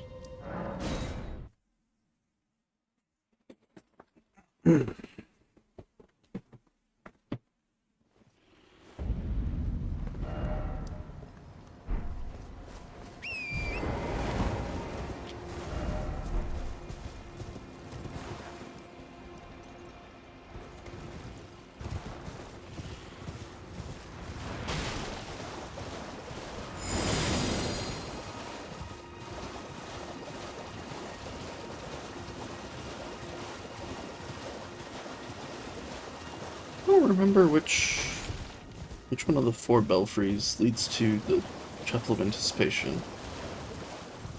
The other ones don't lead to boss fights, I don't think, so I don't want to do those ones. Actually, I need to make sure I get the right one, because one of the keys is Caled, so I'd be breaking the challenge rules.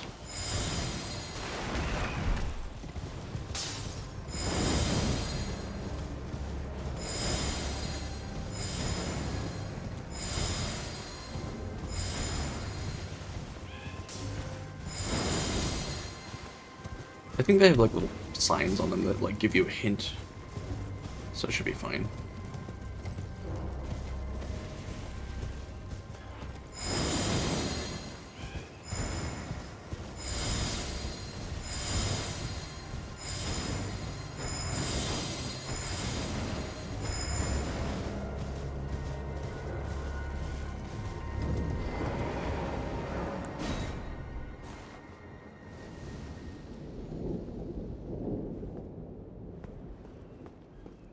I might have a lot of fire resistance. Oh, no.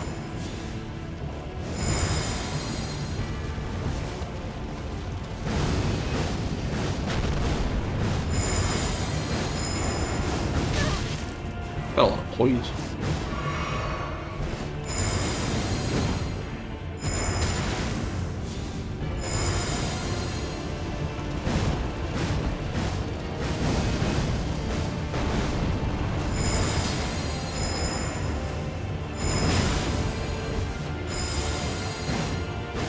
Why are you the way you are, Dawn?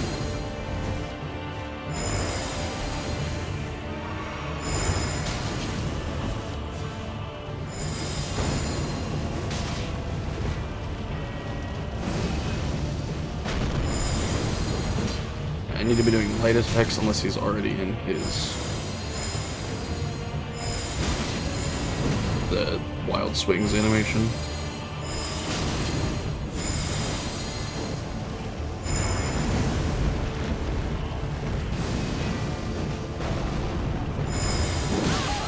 Jumped it.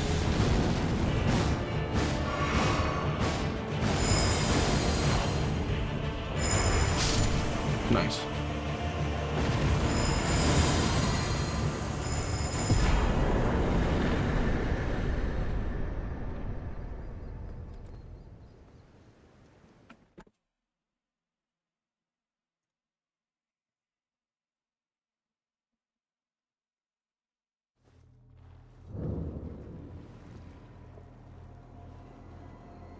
Oh.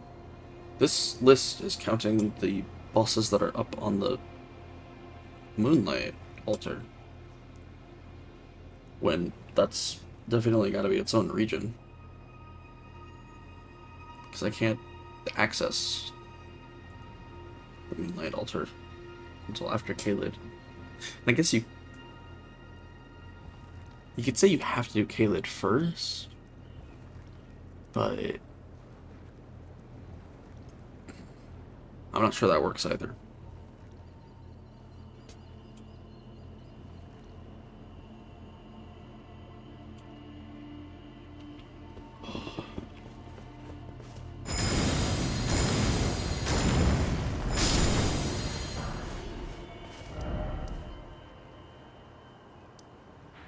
Okay.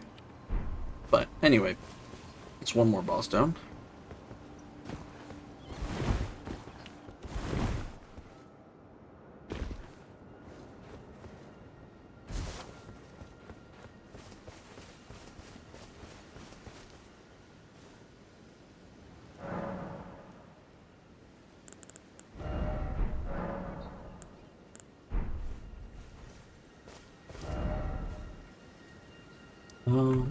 Let's check. I'm gonna check the map, make sure I'm not missing anything.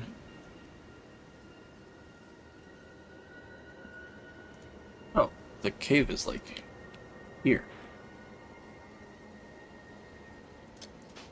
I didn't realize that. Where am I?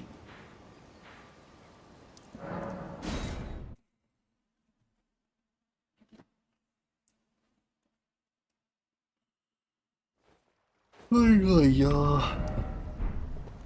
I do not. Yeah. Meow.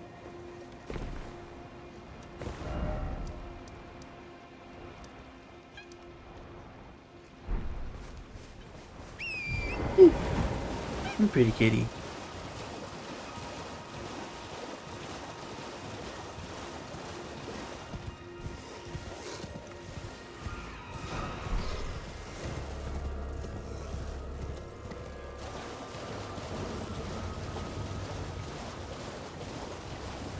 Hmm.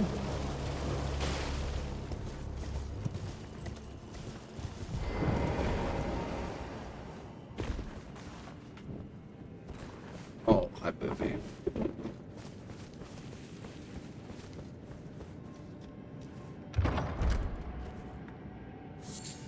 Leave.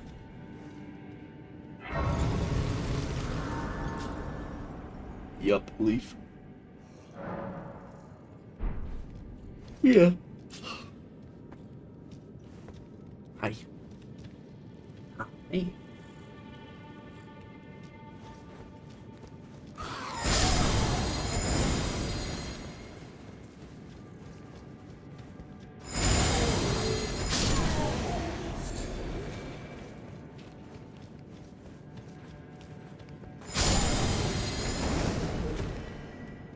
What?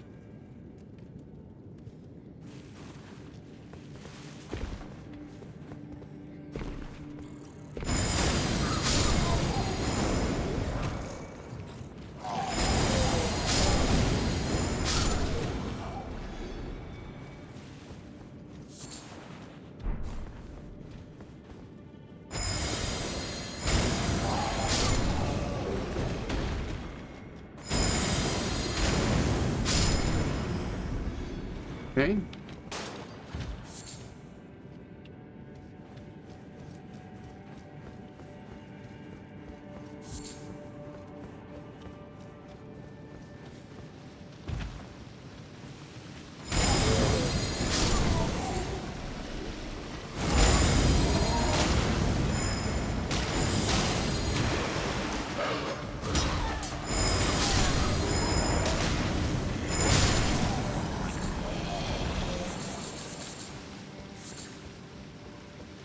I think this is an armor set, if I'm remembering correctly.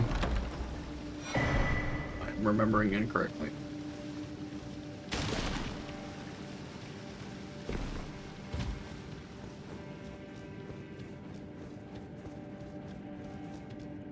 Yeah, I'm pretty kitty.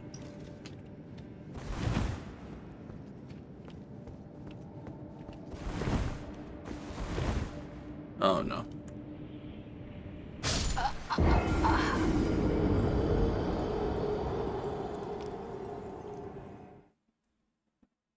Well, that could have gone better.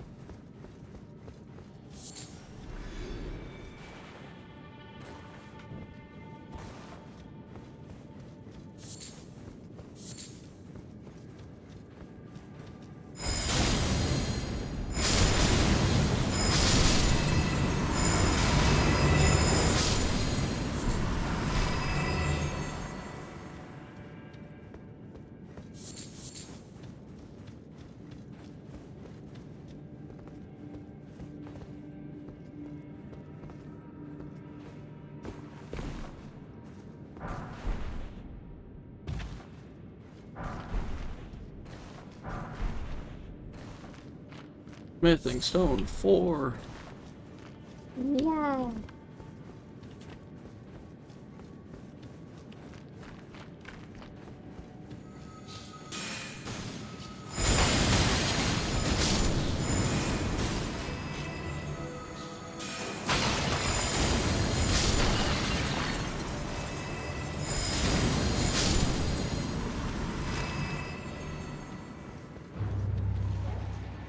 Oh, the Bloodhound. That's right. I thought there was another one.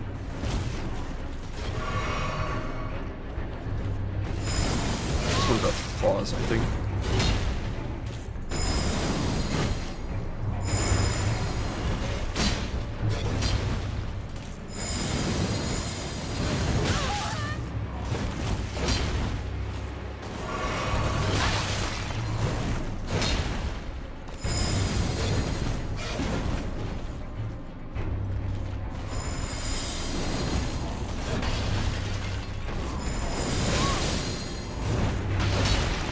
Okay.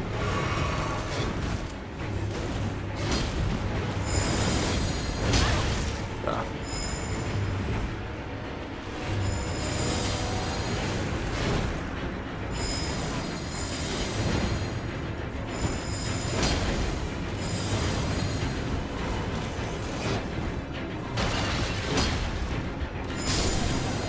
Nice. How is stream? Stream is stream.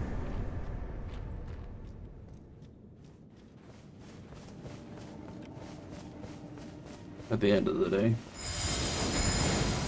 I'm doing pretty well. I got a little frustrated I earlier. told you that I or have you come as my other? Oh, so then I've no. Let's try. My apology. But I I've hope actually been doing really well against the bosses. Would you? I must go back. There is something. Will you show? If you accept of the word. Thank you. They say in castles.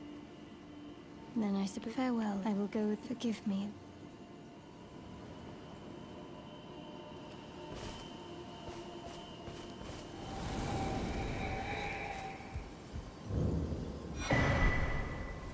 Call upon me when needed, and I will fight at your side. Lieutenant is an awesome summon. I don't usually use summons, but Lieutenant's a great one.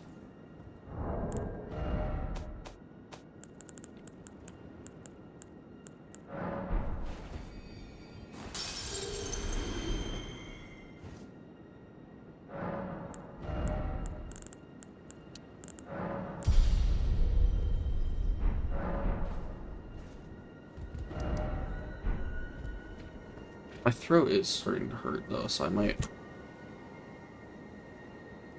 call it here. Just having a hard time talking this much.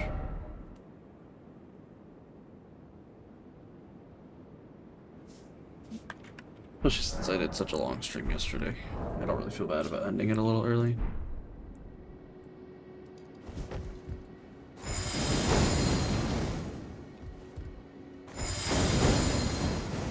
Thank goodness nothing in this house is flammable.